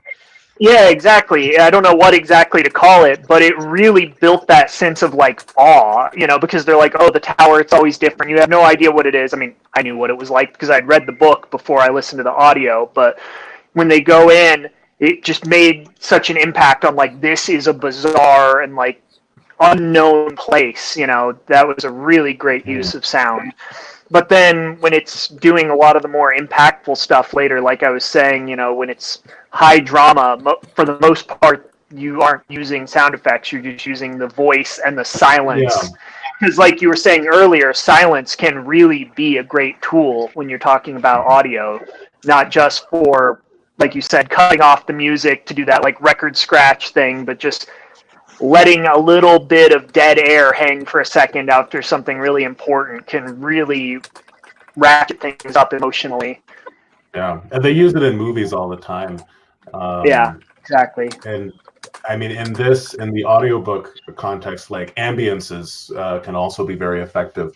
I tend to lean more towards ambiences over just pure sound effects, just like a one-off sound effect that just jumps in here for this one spot. But ambiences you can only have in certain places, and there has to be some sort of pattern. And Irrelevant Jack was great because there was that. Oh, we lost. She said she was jumping off. Annalise had to go. And then there were. Oh, okay. Thank you, Annalise, for joining. Sorry, I missed your goodbye. So Irrelevant Jack was a great example because it's very consistent in the pattern of going in the tower and things being always different, which I think works really well, maintaining that consistency somehow, finding the pattern. Yeah, and correct me if I'm wrong, another time that you used at least a little bit of sound effect work was the time that they're in the tower and it's an arcade. Didn't you put some stuff in there at that point? Yeah. And that was another great one because that was another time when the mood was light and it really helped, lighten everything up, It paints the picture. It paints the picture, yeah. There you go. We had Ahmed designed that particular scene, and there's a certain magic to it. Just listening to it by itself, like just the sound effects without the narration, he did a really great job crafting that. I was really happy with that. And so was I. Yeah. So, Justin, does this count as ambiance?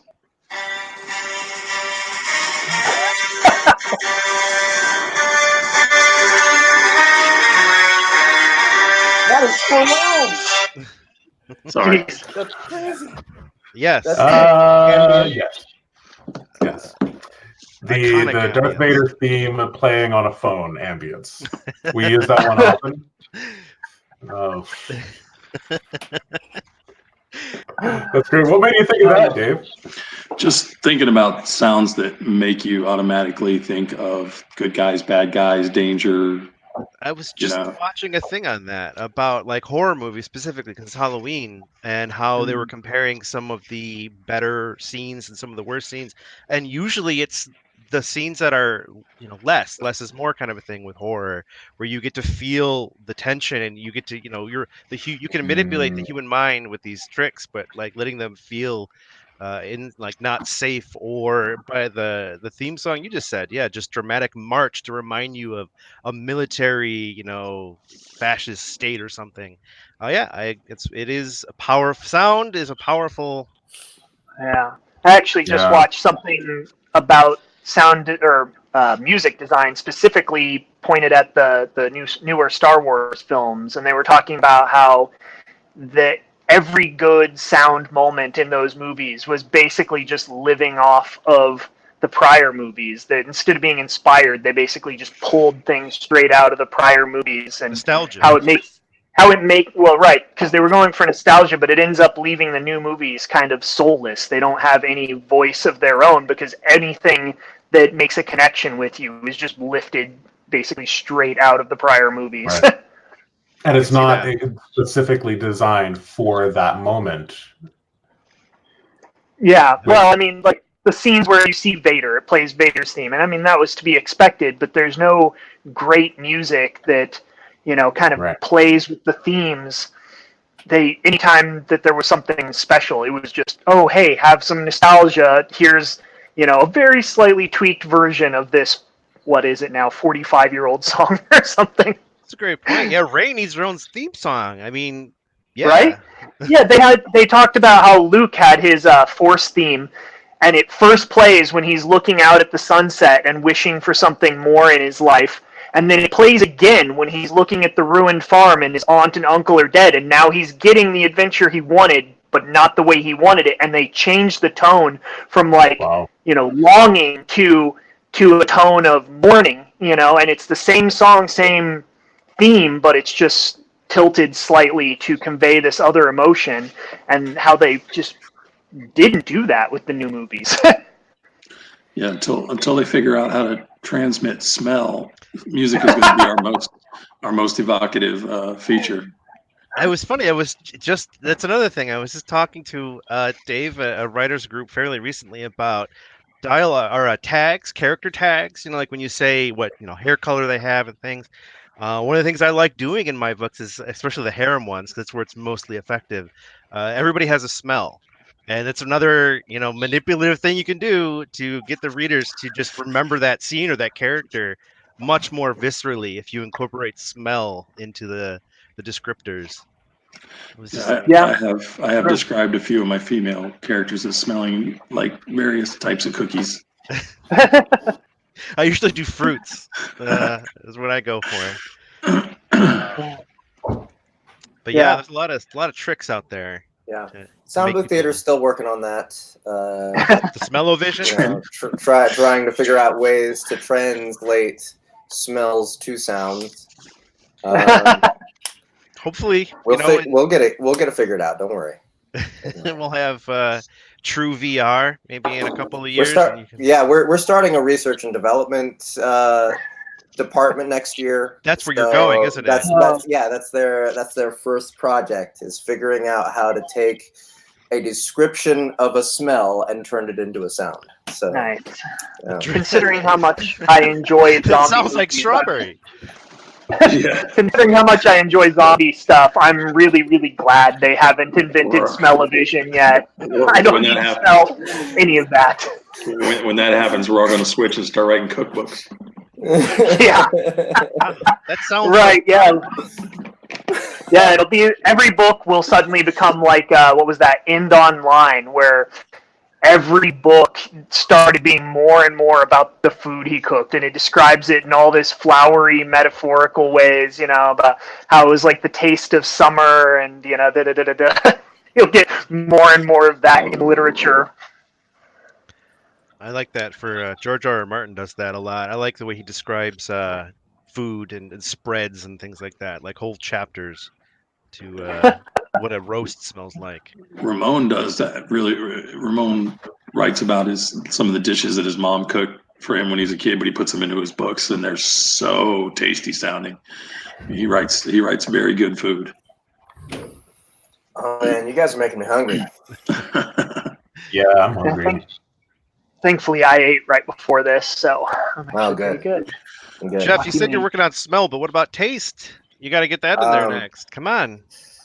Yeah, well, all those questions that we've been putting in the group about a new audiobook player. That's the preliminaries for us figuring out how to. That's why we're developing a new app, so that you can lick your iPhone or your Android and hear the entire audiobook just like that. Wow. Novel done. Yeah, no offense, Prax, but if taste becomes a factor, I'm staying away from the harem books. Yeah. Well, there's no accounting for taste. Well, I don't know. If it's just harem, fine, but not reverse harem. Yeah. Well, inverted. Hey, well, you gotta. There's a market. There's a market for it. That there is.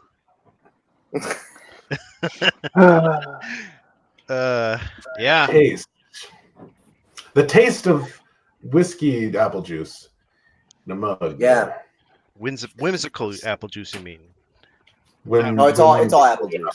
Everything that we're consuming is apple juice tonight. Yeah, I don't think it would be very satisfying. I don't know. Like this is me from we're getting into like the whole VR conversation, but I really have a hard time imagining like being in a world like Relevant Jack, like where there's a lot of food, and same with Dark Elf, where there's lots of experiences of the characters dining and enjoying the food in the world, and it's so realistic. I have a really hard time bridging my imagination to thinking in real life that could be possible. Like in this world that I live in, like when I'm 50 years old, am I going to be able to look at my iPhone and it be that same tasting experience? I believe that your iPhone is going to grow closer and closer to your skull, right? Because you're really just a brain in a meat vessel that receives electrical and chemical stimuli. So I mean, for all you know, as long as that stimuli can be recreated, then anything could be real. Yeah, I mean it's definitely doable. We're kind of in the infancy of it, but I don't know if you guys have heard, they've got people who are fully blind that they've implanted like a cluster of electrodes into their visual cortex, and it hooks up to a camera in their glasses, and it allows them to see blurrily even though they have literally no eyesight.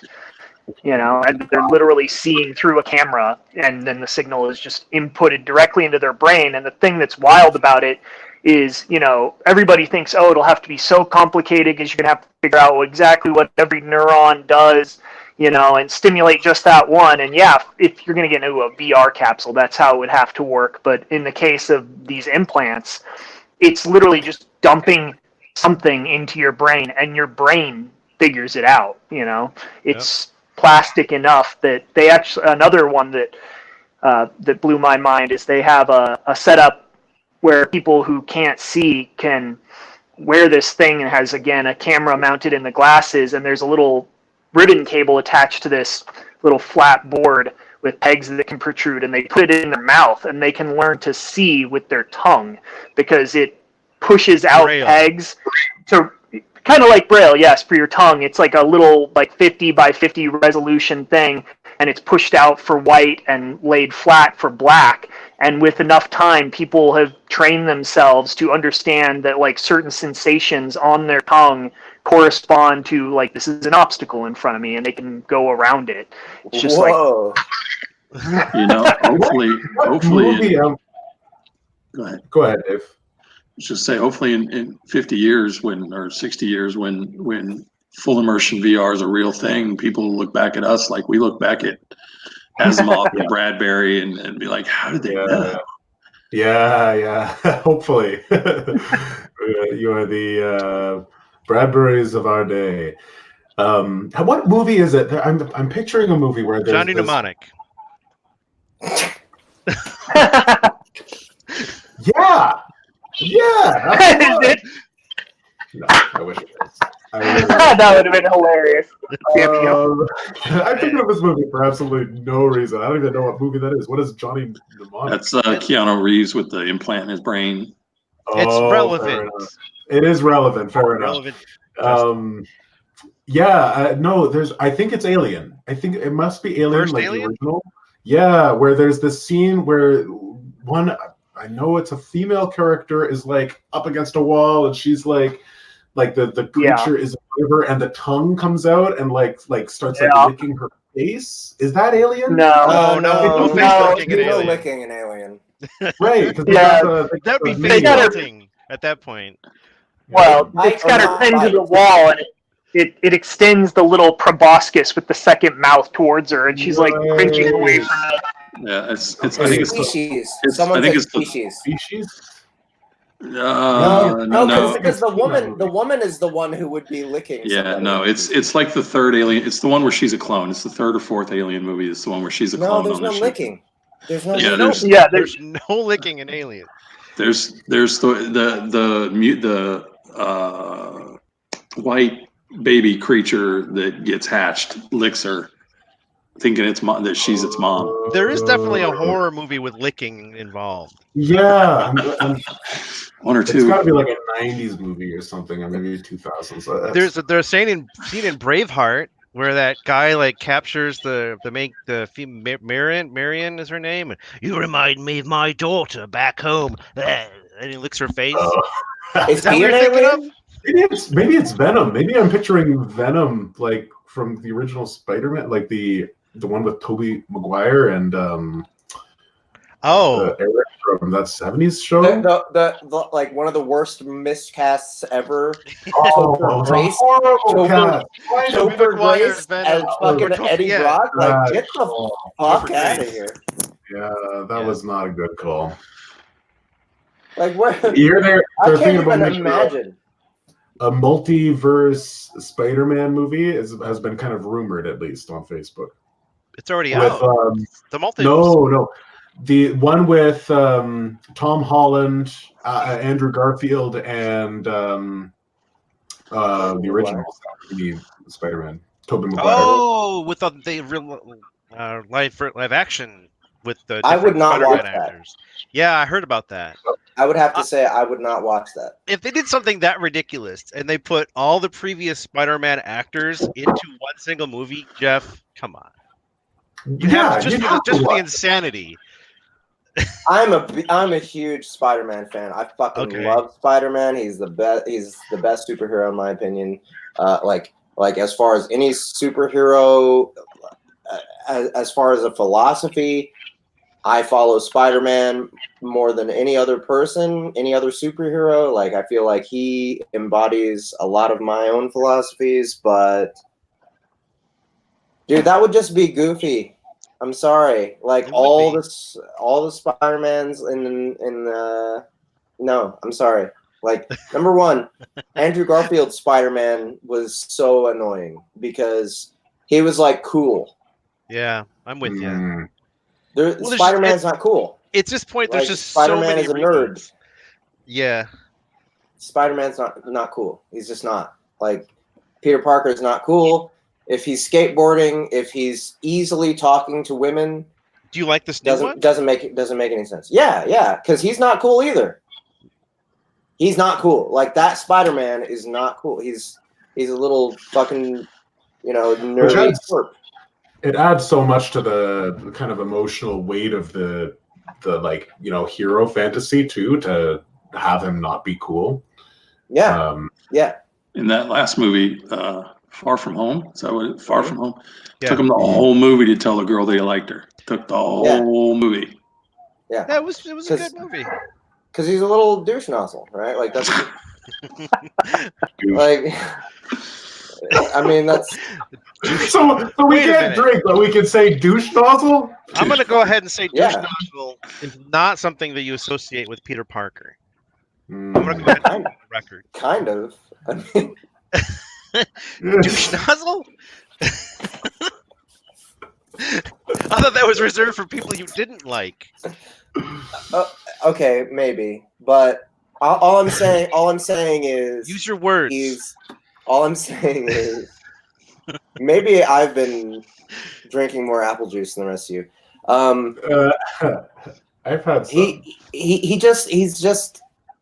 just not supposed to be immediately charismatic and easily likable. No, you were right with the not cool. Yeah, he's good. He's a good person. He's very intelligent. He knows how to get things done. He has a infections very are deep taken care sense. Sorry. He's got a very deep sense of responsibility, and like, I can't remember who it was, but one person told me, or one person said that he's a good person who's frustrated because he's not a better person. He thinks he's got a lot to live up to with the other heroes. Yeah, well, at least in the MCU version, right? Like, he's one of the OGs. He's one of the OGs. So, but even then, it was like I'm supposed to, like his entire struggle is, I have this personal life that I'm not supposed to have because I have these powers and I can save people, right? And that's, like, to me, very relatable because, okay, well, you have all these powers. That means all these things that you've always wanted are very easily accessible to you now. But now that's the truth, and also your powers can be used to relieve the pain and suffering of all these other people. Which one are you going to use it for? You can't use it for both. So that's what's great about his character. And a cool guy is just going to be like, yeah, whatever, I'll take my lady and fuck off and stuff. And so when he does good things, it doesn't make any sense with the character. Dave, did you have a question? Like, when he gives up his personal life, it's like, why? You're not that kind of guy. Have you ever read some of the original Spider-Man comics? I've read a little bit, and they're awful. Yeah. It was hilarious just how different he was. Some newspaper did like a reprint of like the first 5 or 6 issues of Spider-Man. They were in the centerfold of their newspaper, and my dad's mother had saved them for some reason.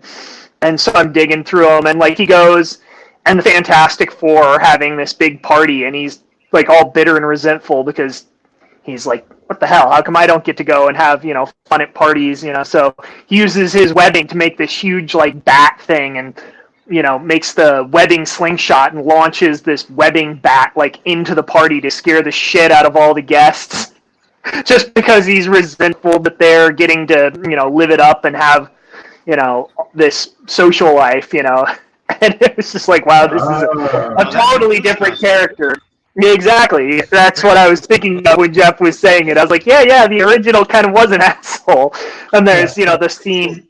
They've kind of touched on this scene in some of the movies, and I don't know about the newer comics. I haven't read any of the newer Spider-Man comics, but like he's supposed to be they're supposed to be having a boxing in gym class, and what's his face? His nemesis in high school. I can't think of his name. Flash Gordon. Flash Gordon. Yeah, whatever. Or Thompson. No, Flash Thompson. Yeah, there you go. I think that's right. Flash. Yeah. I'm pretty sure it's Flash though.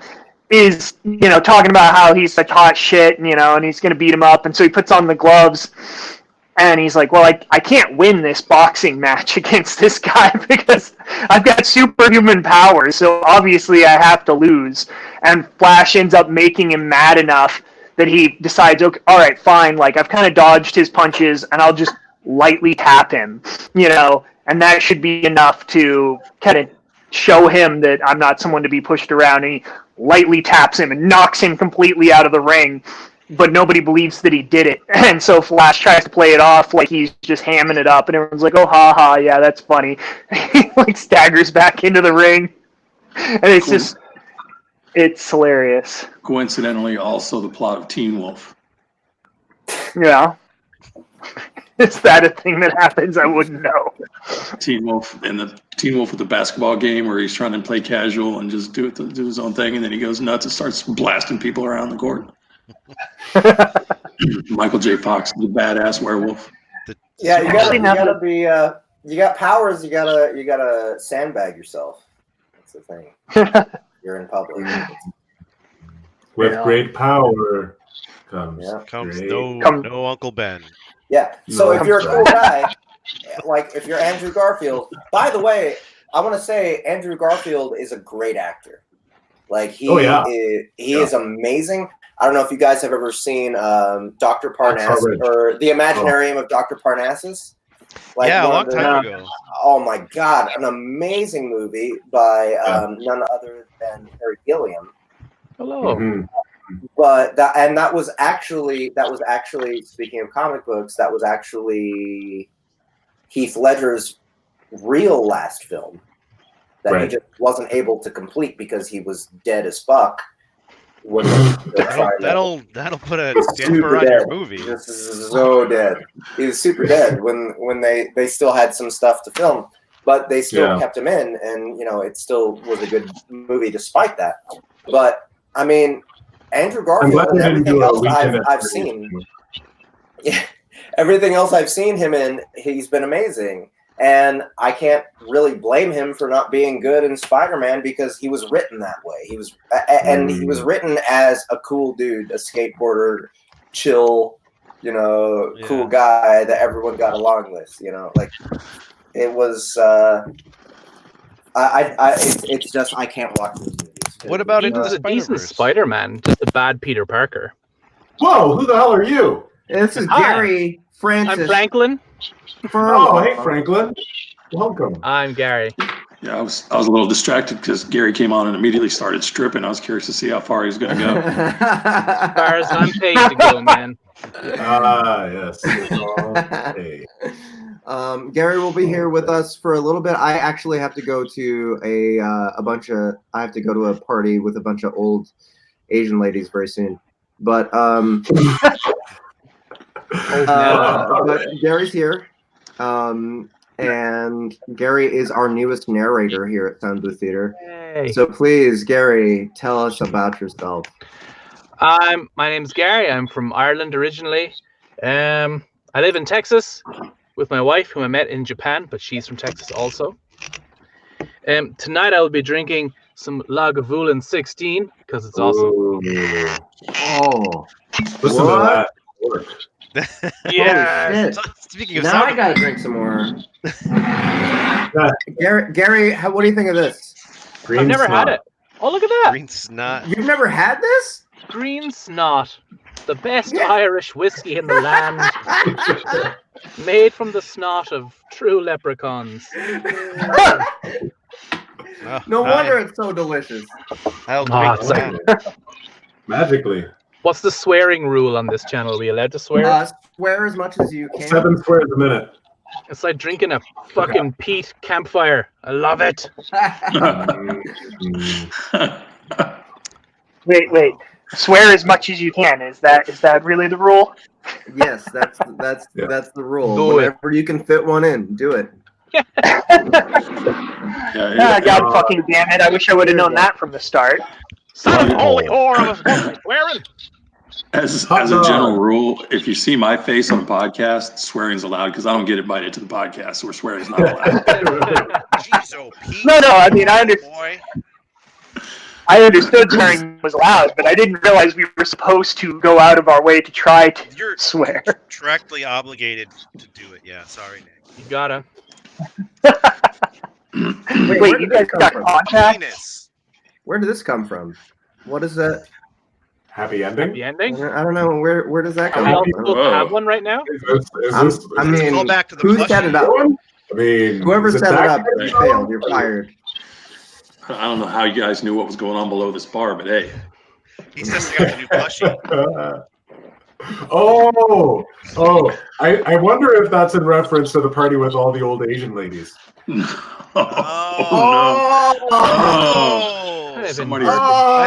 I'm not going now. Oh, Jesus. Busting on Jeff's mom like that. Come on. No, Jeff's mom's the one doing the busting. Okay. Oh,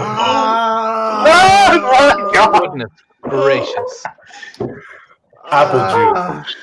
Apple juice. Just kind of rolls I think up. I'll stay home with my apple juice, yeah. Stripping comments.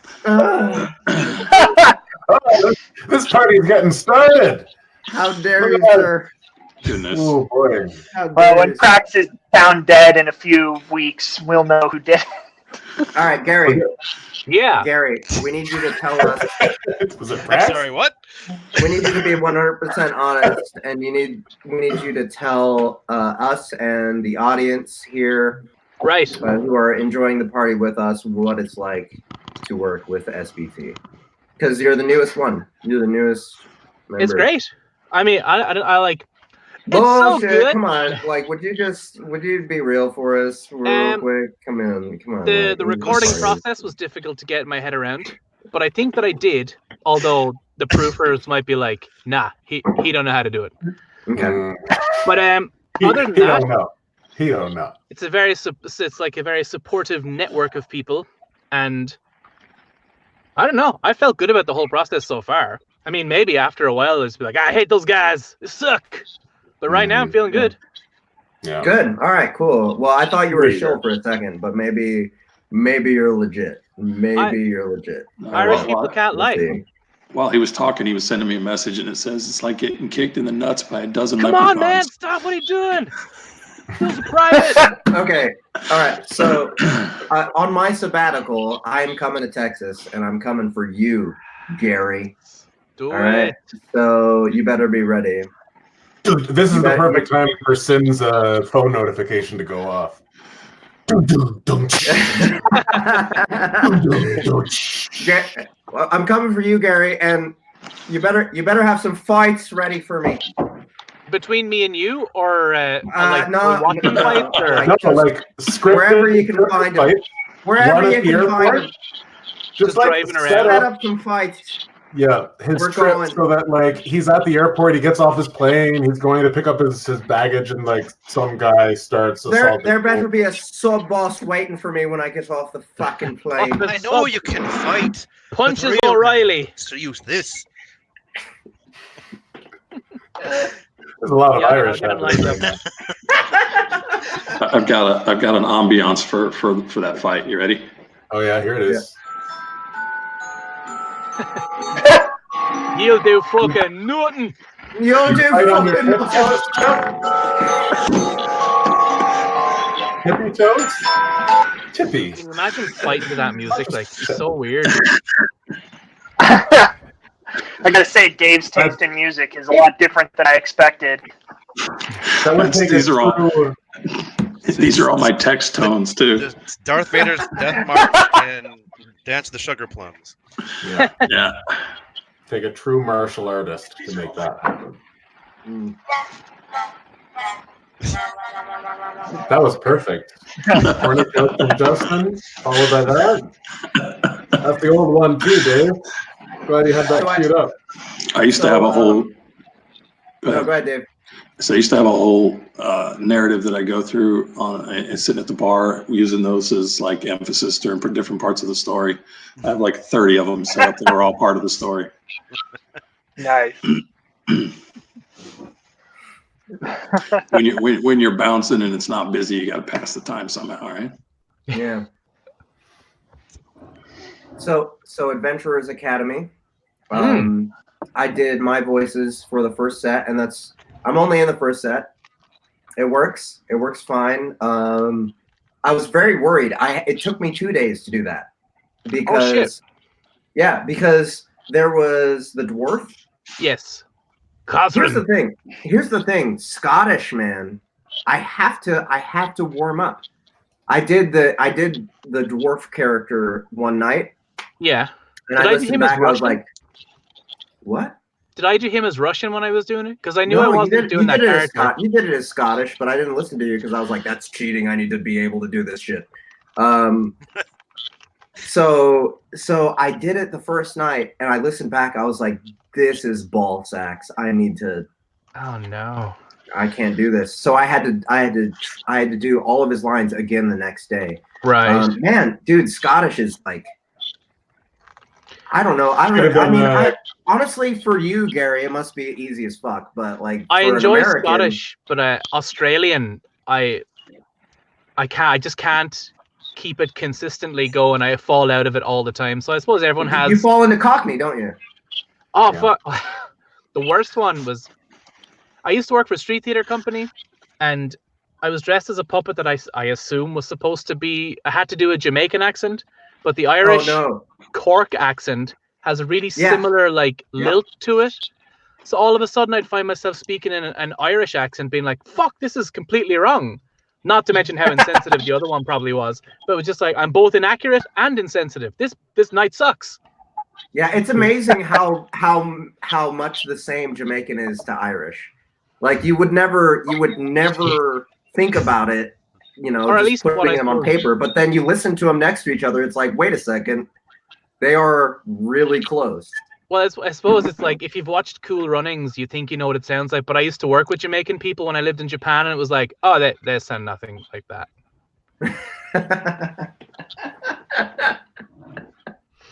Okay, so Justin, you and I, New Year's, Jamaica. I think this party is. Get a bobsleigh team going. Yeah. We need to find John Candy. We need to find John Candy and have a real dig him up. Zombie John Candy. It's gonna be a whole have a really good New Year's. It's gonna be a whole weekend at Bernie's kind of thing. Yeah, absolutely. Absolutely. That's right. That's right. He's gonna get us into all the coolest clubs. Okay. And wacky adventures. Gary, can you tell us a little bit more about what you have been doing as a narrator before SBT? Just, I suppose, nothing too interesting outside the world of a normal audiobook narrator. I started out, I think, in 2014. I got some coaching from Sean Pratt, super coach extraordinaire. Yeah, super tall. He's really tall. Yeah, that guy's. I think he's taller than Justin. How tall are you, Justin? I am 6'5". I can't remember if he's taller than me, but he is quite tall. He's got a very well. He's got big shoulders. Yeah, he's a presence when you see him. He is at the very least a larger animal than you. Justin. He's a beast. Like even if he's not taller than you, he is larger than you. Yeah, so he fucking I did so much. He's great. He's great. But anyway, took some coaching from him. Did some books at the start of my career that maybe I shouldn't have done, because one in particular it was just so bad, and it wasn't my first one. It was a book or two after, and it was just like, this doesn't make sense. I can't follow the story because I don't know what the fuck's going on. But anyway, then just went to the conferences and tried to make the friends and narrated whatever I could get my hands on, and if I liked it, that was an extra great plus. But then I heard about your thing, Sound Booth Theater Live, years ago when you first started saying, you were like, lit RPG, I like that. I'm gonna take that over. I'm gonna do that. And then from then on, it just was like, oh, Jeff Hayes is doing all them books. Then all of a sudden, Sound Booth Theater Live came out and was like, holy shit, that's pretty cool. And then we tried to work together for a while, and then eventually it happened. It worked. And since then, like, Gary's kind of been one of the most active people on Discord in our server. Which is, I don't know how to use it. You built the lab channel, and I was like, oh, I'll go there. I'll do what I'm told. Yeah, no, it's cool, man. I it feels good when I see people in that lab, you know, because I mean, anyone who's not in our crew, who doesn't really understand what the lab is, that's fine. Really, all it means is there's a space where we can log in and people can know we're working on something, and they can pop in and distract us from work. I mean, Justin and I were talking about it once. It's just like being at the office. Yeah, but that's great. Like, we need that. You know, this is an era of human history where there are offices that only exist in a virtual space. I'm lit.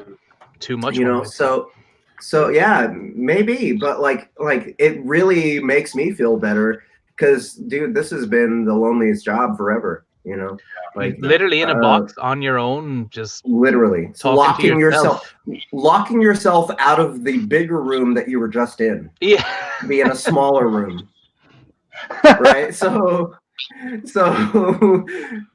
yeah, it's great. I got this chair is like a lazy boy big and tall office thing.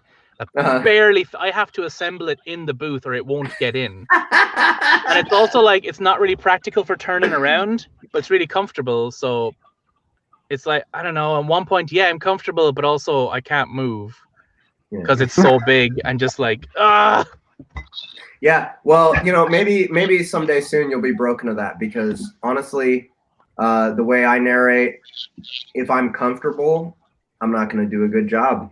Really? I have to be standing. I have to, my entire respiratory pathway has to be 100% clear.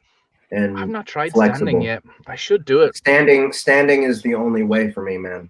Like I notice the difference immediately when I'm doing anything while I'm sitting.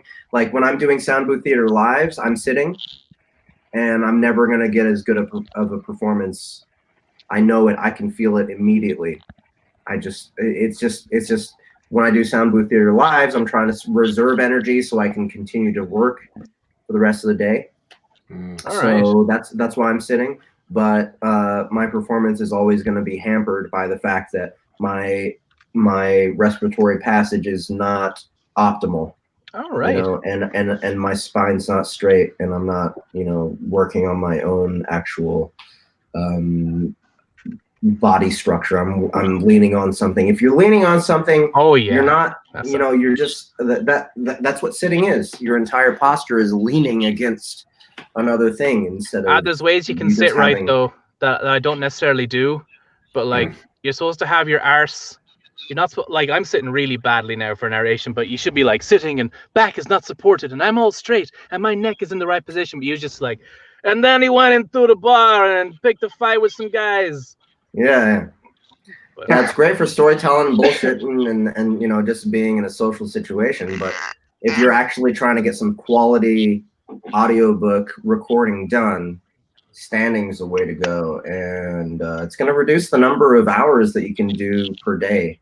I need to try that. Unless you're a bad motherfucker and you're willing to put your knees through whatever, which that's me. But it's a very different image in my head of what the knees were being used for. But you just get better performances standing up. You just do. Yeah, I understand where you're coming from, man. I can't write unless my passages have the optimal alcohol content. That's just science, though. Inspiration. Just science. What is the balance, Dave? What is the ratio?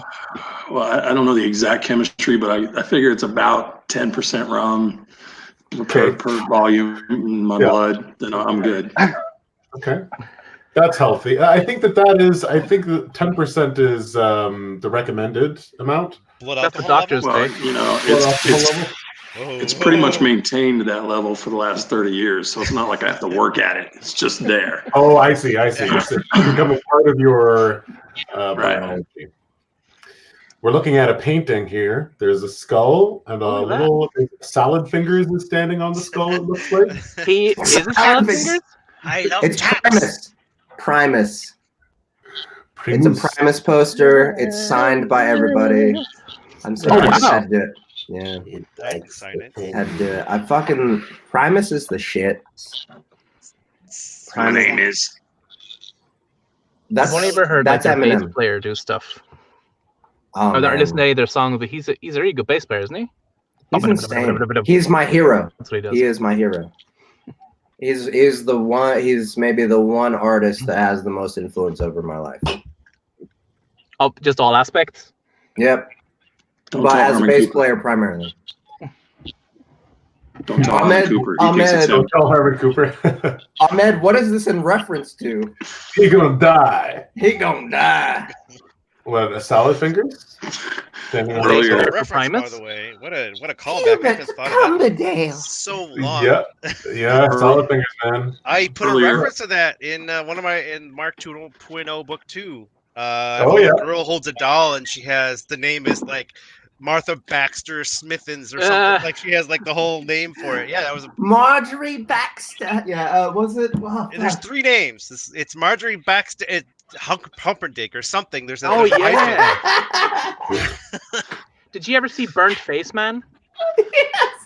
I don't know if I had seen it's the same artist. Oh yeah. It's nowhere near as dark as Salad Fingers, but it's so dumb. It's really funny. It's so stupid. Was like crime is a shit that needs picking up. He's a superhero, but half his face is burned. Then that's what his power is. Like. It kind of reminds me of the Rick and Morty interdimensional television with the salesman with the ants in his eyes. Ants my eyes. Go into the store.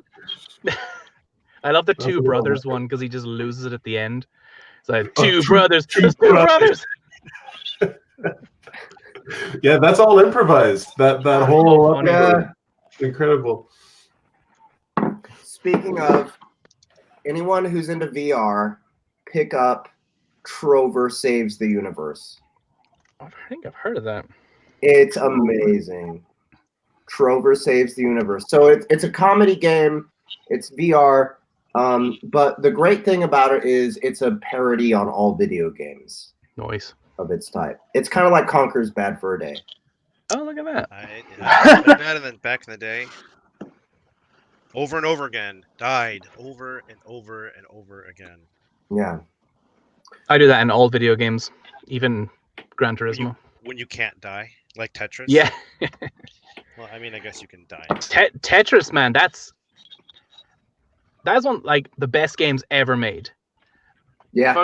I get mad at most games or like, be like, oh, I can't play that because I suck at it. But like, I suck at Tetris, but still is like, keep going back to it because I got to get those blocks in the right order. Worldwide, it's probably one of the most ubiquitous. Yeah. Yeah. It's got to be. Yeah. Especially when you consider all the clones. Yeah. Yeah. Welcome to Blockfall.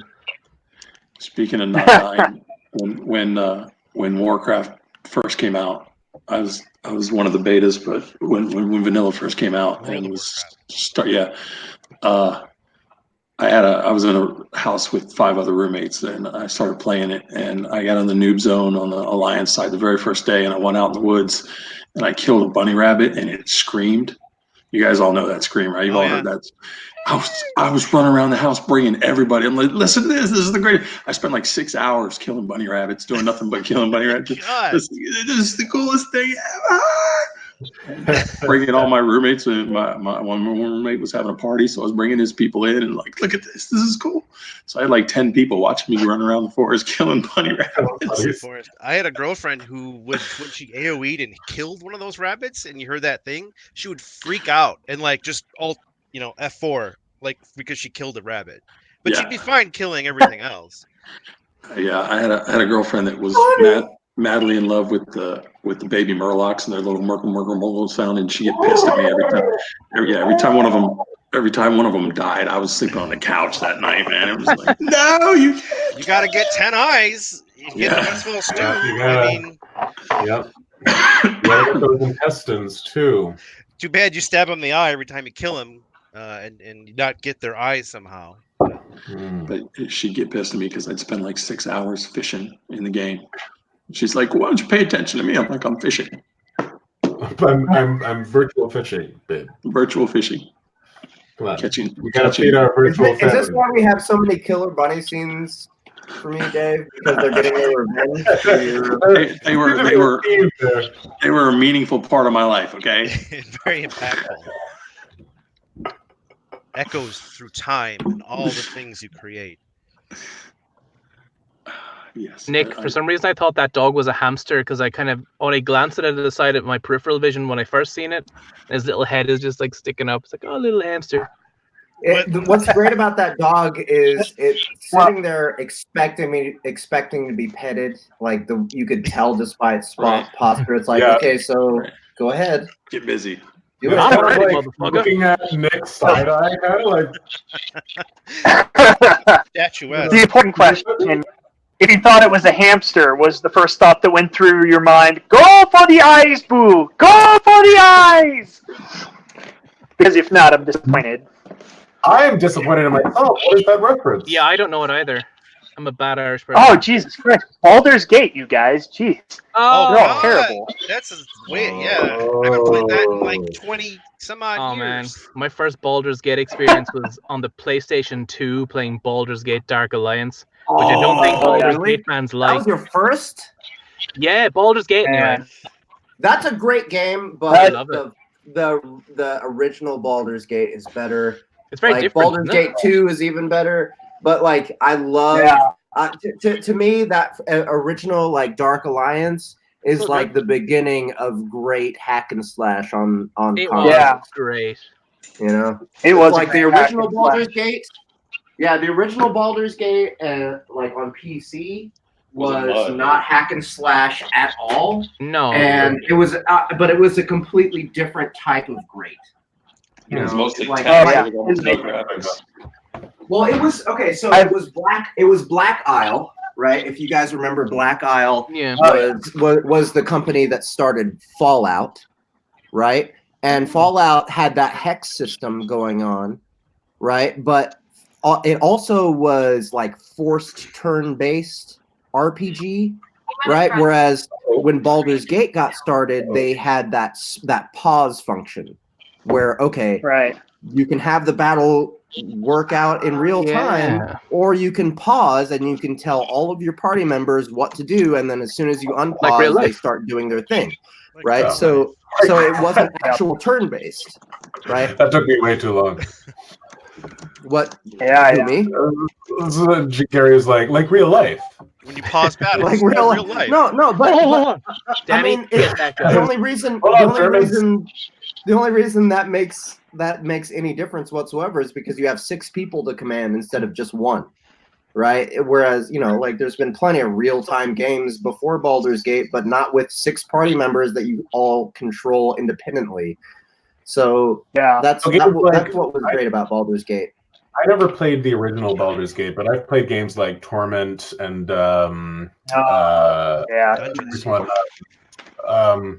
Divinity. Divinity as well. Is kind of that, like, you can play it real time, but then you can also pause it. So that style kind of is a throwback to Baldur's Gate, is what it sounds like. And then Dragon Age was kind of like super 3D Baldur's Gate.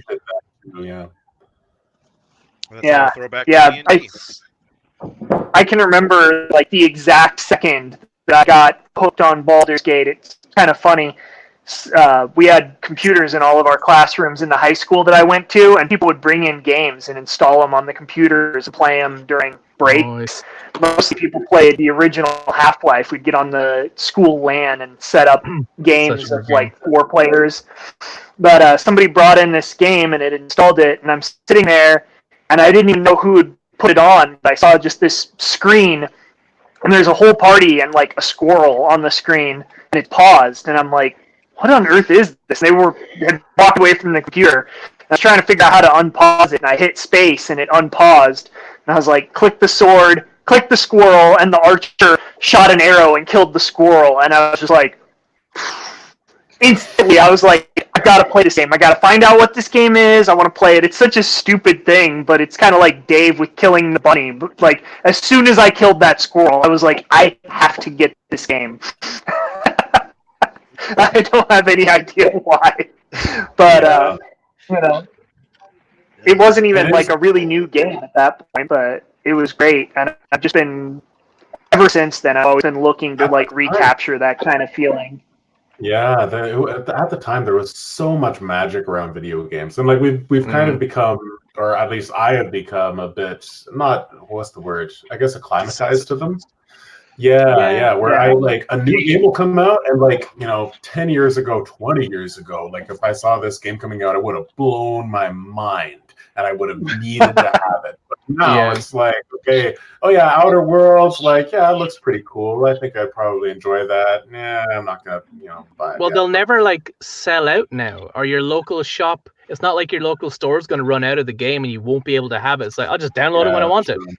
Yeah, there's no desperation for it. So, but there's also like that physical feeling of buying a game in a store, which I haven't really. And then going home with it, and like that anticipation while your mom driving you home. Years ago. Like, shit, man. I did that recently with the latest Spider-Man game on the PS4. So I bought it. I was like, I'm gonna play this.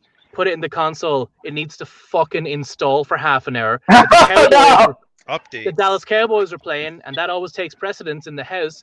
So I was like, I'm not going to get to play this because my wife wants to watch the Cowboys. And I do too, but I also want to be Spider-Man. Yep. You guys all played... Did you guys all play the Final Fantasy games? Or specifically Final Fantasy? That's what I was thinking of when Final Fantasy... 8? Not so much. 8. That's... 8? Squall? Is that Squall? Squall is 8. Yeah, exactly. The gameplay was decent. I've actually still never beat the game, but like renting that game had just come out. My buddy and I walked to Blockbuster because we were a couple of broke ass teenagers. We didn't have our licenses because we couldn't afford to pay insurance to even like drive our parents' cars. So we walk like 4 miles to Blockbuster and rent Final Fantasy VIII. We walk home. This was before the internet, so unlike now where everything is spoiled, we were just like, it's a new Final Fantasy game. So we get home, and together we sit down in front of my big screen TV and throw it in the PlayStation, and it starts that operatic intro cinematic, and both of us are just like sitting there, like the hair, on our heads is like standing on end, and we're just like, and it's like, goes through the crescendo, and it goes to the title screen, and we both sit there like for 15 seconds, just like mind blown, and then finally we like look at each other like, oh my god, this is the best thing that's ever happened in our lives, And those cinematics, you can't really incredible for the time that they came out. Oh yeah, even 7. You just can't really get those feelings anymore in gaming, as far as I can tell. It just isn't really possible because everything's been spoiled. You know what to expect. It's predictable, and a lot of games are really iterative to where it's like, oh, okay, so Final Fantasy VIII was not, I'm totally built on Final Fantasy VII. If you played Final Fantasy VII, 8 was still going to be fresh, but you play 9? So many things now. 9's my favorite. 9's my favorite. So good. I love 9. That's yeah. 2 or 3. My favorite is what's the one? I always mess up the numbers. I started with Final Fantasy Fantasy on the SBT. I have a similar story, Nick. Not really similar, but I rented Final Fantasy 3 with Terra and the Espers and stuff. That's a great game. Numbering system, I go with the American or the US version. But yeah, I rented that from Blockbuster. That's when I didn't have a car. I think I might be a little bit older than you. I played it for like 24 hours straight for as long as I had the rental for it. And then I made my parents go and buy a new copy, go to Blockbuster, because that in those days the save game was on the cartridge. Oh shit! I forced my parents with tantrums to buy a new copy, take it to Blockbuster, and exchange the new copy for the used copy that I had rented, so I could keep playing Final Fantasy 3. Yeah, Oh, that's beautiful. You know, there's actually there's at least 3 people listening to this that are going, "What's Blockbuster?" Yeah. Right. No, everybody here is heard of Blockbuster. There's it is funny though. It is funny that we do have a bit of that kind of nostalgia factor of like, oh, back when my day, like we'd go and we'd get a chocolate bar for a nickel. You know, like there is a bit of that. Oh, back in my day, we would go and rent Final Fantasy VIII from the Blockbuster 4 kilometers down the street. We'd walk through the blowing cold snow and you know. I live in Phoenix. There's no snow. Hey, I mean, even to latch on to that, the original Baldur's Gate was on 3rd edition Dungeons and Dragons rules. So there was THAC0. There was you could look. You could look in your character's stats, and their THAC0 would be in the stats. So yeah, and then didn't they switch to 3.5 in Baldur's Gate 2? I don't remember. Yeah, I don't remember. That was never like drilled into it that far. More than any of those, I liked Neverwinter Nights. Neverwinter Nights was always great game. Really? I really did not like Neverwinter Nights. I guess because I was expecting another Baldur's Gate, and instead you just got your one character and your one companion. And I was like, "Where's my 6-man party? Goddammit!" I'm sorry. I'm wrong. It's not Neverwinter Nights. It's Dungeon Siege. No. Neverwinter. Oh, you're talking about Icewind Dale. Icewind Dale. Yeah, that's I loved Icewind Dale, and especially Icewind Dale 2, because being able to completely build your own party from the ground up at the starting screen, I was all about that. Yeah. Did you all play Crash Bandicoot? Oh. Gary Simmons says THAC0 was 2nd edition. Yeah. Okay. So Baldur's Gate was 2nd edition, not 3rd. 3. Yeah. So I'm gonna take the opportunity to plug. I've had enough apple juice to feel comfortable plugging another D&D live play podcast that me and my friends started. That you should check out. It's called Dice Shame, and when we roll ones, we fucking shame our dice to hell. I have a T-shirt that has a guy rolling a crit miss because of how often I rolled them. My friend bought it for me. He was like, "You need to wear it all the time." It's like on the table, and you can see the 1 on the top of the D20. Yeah, it's been me for a long time. What's it called again? Dice Shame? It's called Dice Shame, and I'll share a link in the Sound Booth Theater group. But it's me and my friends from the Invictus Stream. We've been role-playing, live streaming every Wednesday night. Whoa, look at Dave. Dave's got some fancy-ass dice there. Those are fancy box. That dragon's doing a good job. Guarding. Guard the horde. It's a lot of fun to play like around the table, because we've just been doing like live streaming, like each with our respective, like we're doing now, and playing the games. But it's a totally different energy. I don't know if you guys have ever done like playing online with a group, but playing around a table, you can't beat that. It's so much better. It's really, you can really get into your characters. You get into the energy of the room, and you get this momentum that you can't capture as well when there's a 2-second delay. So it is good that we have the ability to I was playing with people my friends in Japan, Britain, America, and when I was in Ireland there too. So it's like, yay, that's great for the convenience, but when you can get around the table or just in a room together, I don't know, the energy is so ramped up. Yeah. You order some pizza. You drink some beers. Pizza. I want pizza right now. Get it. I'm ready to punch some motherfuckers. Let's order a pizza for the 6 of us. What does everybody want? A pizza to Jeff now. Everyone, do it now. No, wait. A large you hot can't. sausage. Don't let Jeff order because it'll have pineapple. You get a big sausage pizza for Jeff. I'm considerate. I will not order pineapple if there are people who I like don't like pineapple and jalapeno. No. It's a great combo. Oh my god. Spicy sweet. It's a great combo. Yeah, I love Hawaiian pizza, so go nuts. Can't do it. Throw bacon on it. Bacon, jalapeno, and pineapple. Trust me. Well, it's Canadian bacon, so it's just ham. Well, then that's good Canadian stuff, bacon. though. Yeah, it is good.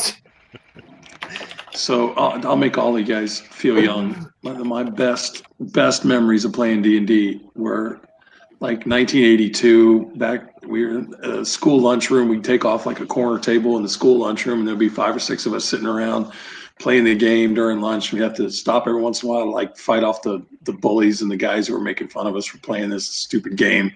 But we'd spend like the entire lunch hour just rolling characters and starting the adventures, and then after school we'd go hide in the back of the library and finish the game.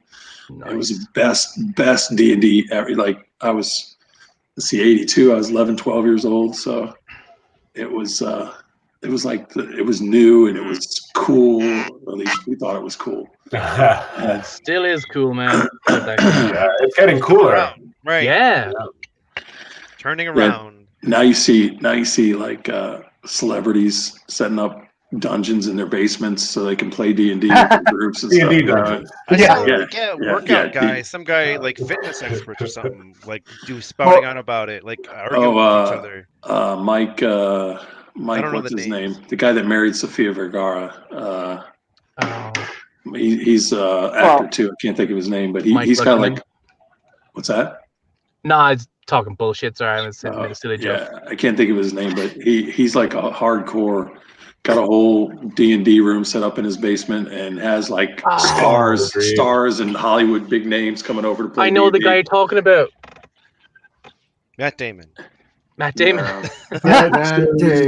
Somebody will say, but he's like a full-on dungeon master and gets on like Ellen and brags about it, and gets on USA Today and brags about having this. Amazing. Yeah, there you go, Mike Manganello. Yeah. Handsome, beardy D&D bastard. Yeah.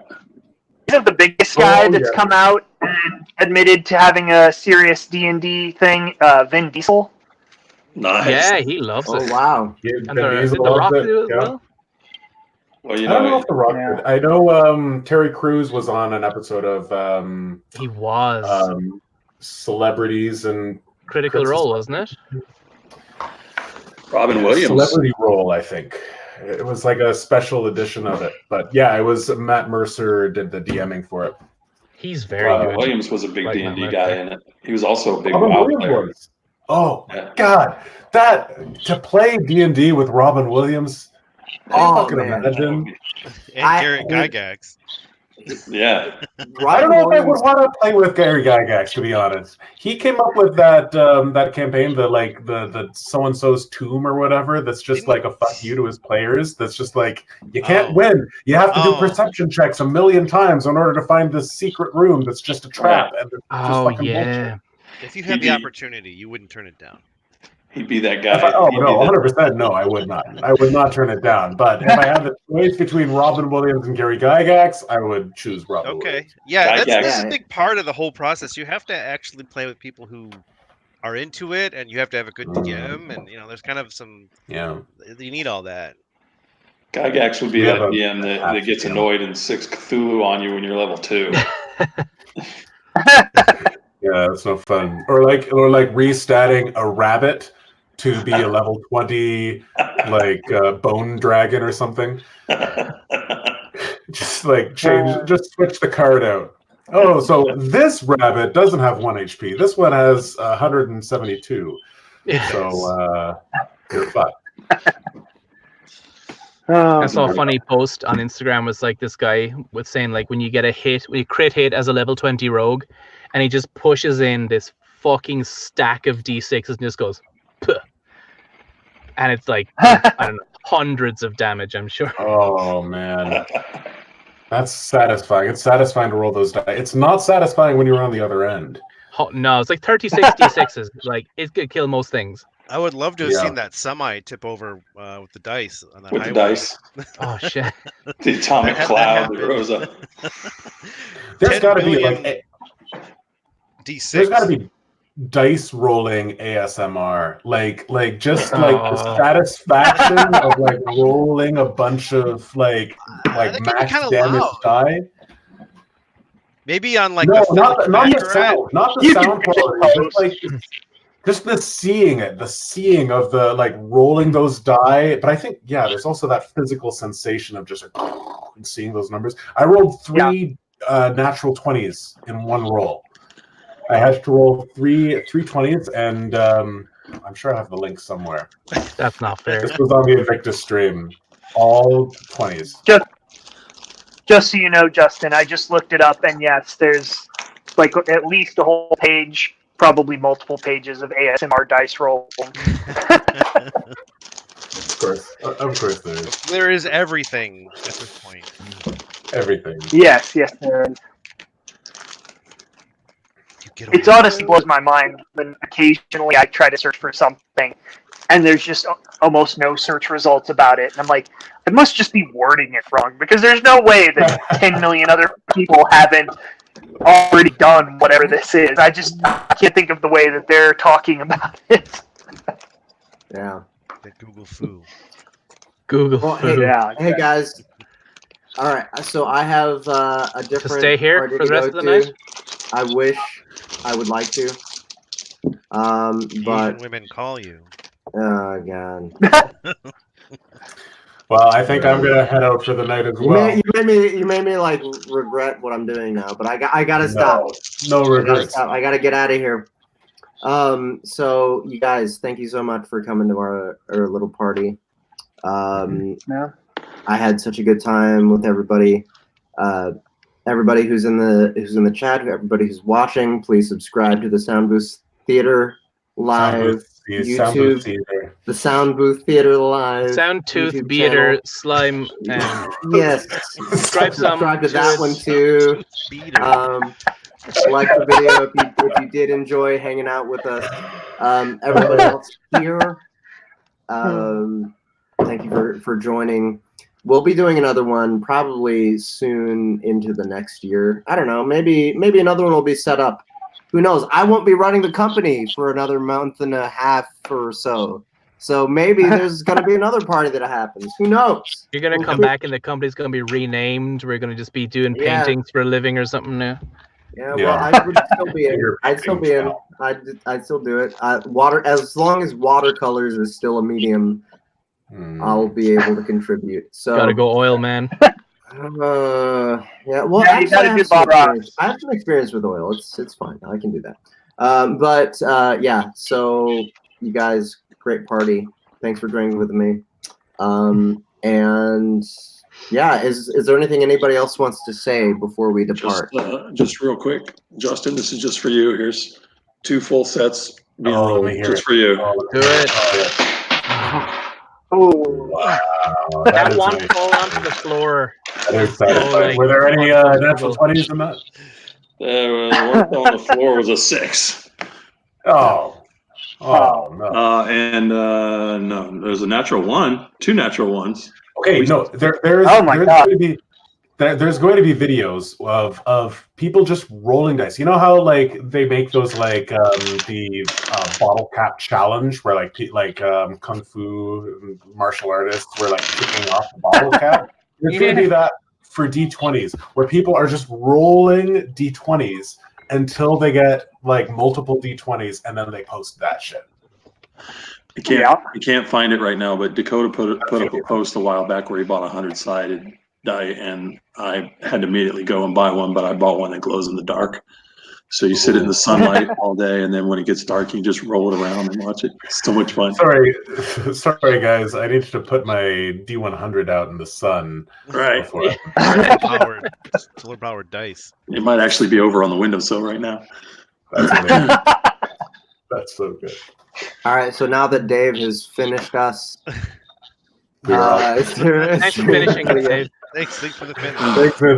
Thanks for the happy ending. Now that Dave has rolled lethal. Exactly. Is there anybody else? Anybody else who has any post-coital comments or plugs to make? Thanks for having me. Yeah, thanks for having us. Thanks for hosting it and having it. Good. I'll call you. All right. Good. Cheers. Good. Yeah. I don't want to be used for our dice rolling noises. All right. Cool. So you guys, I love you all. And cheers. Likewise. Yeah. Off thanks to for another having party. me. All right, guys. Friday night. All right, man. Have a good one. Are you gonna stream that party, guys? too? Are we streaming what? Go stream You your gonna party. stream your other party? Yeah. Maybe. We'll see. We'll see. It's not a happy ending party. I'm sorry. It's a pizza party. No. It's not a happy ending pizza party.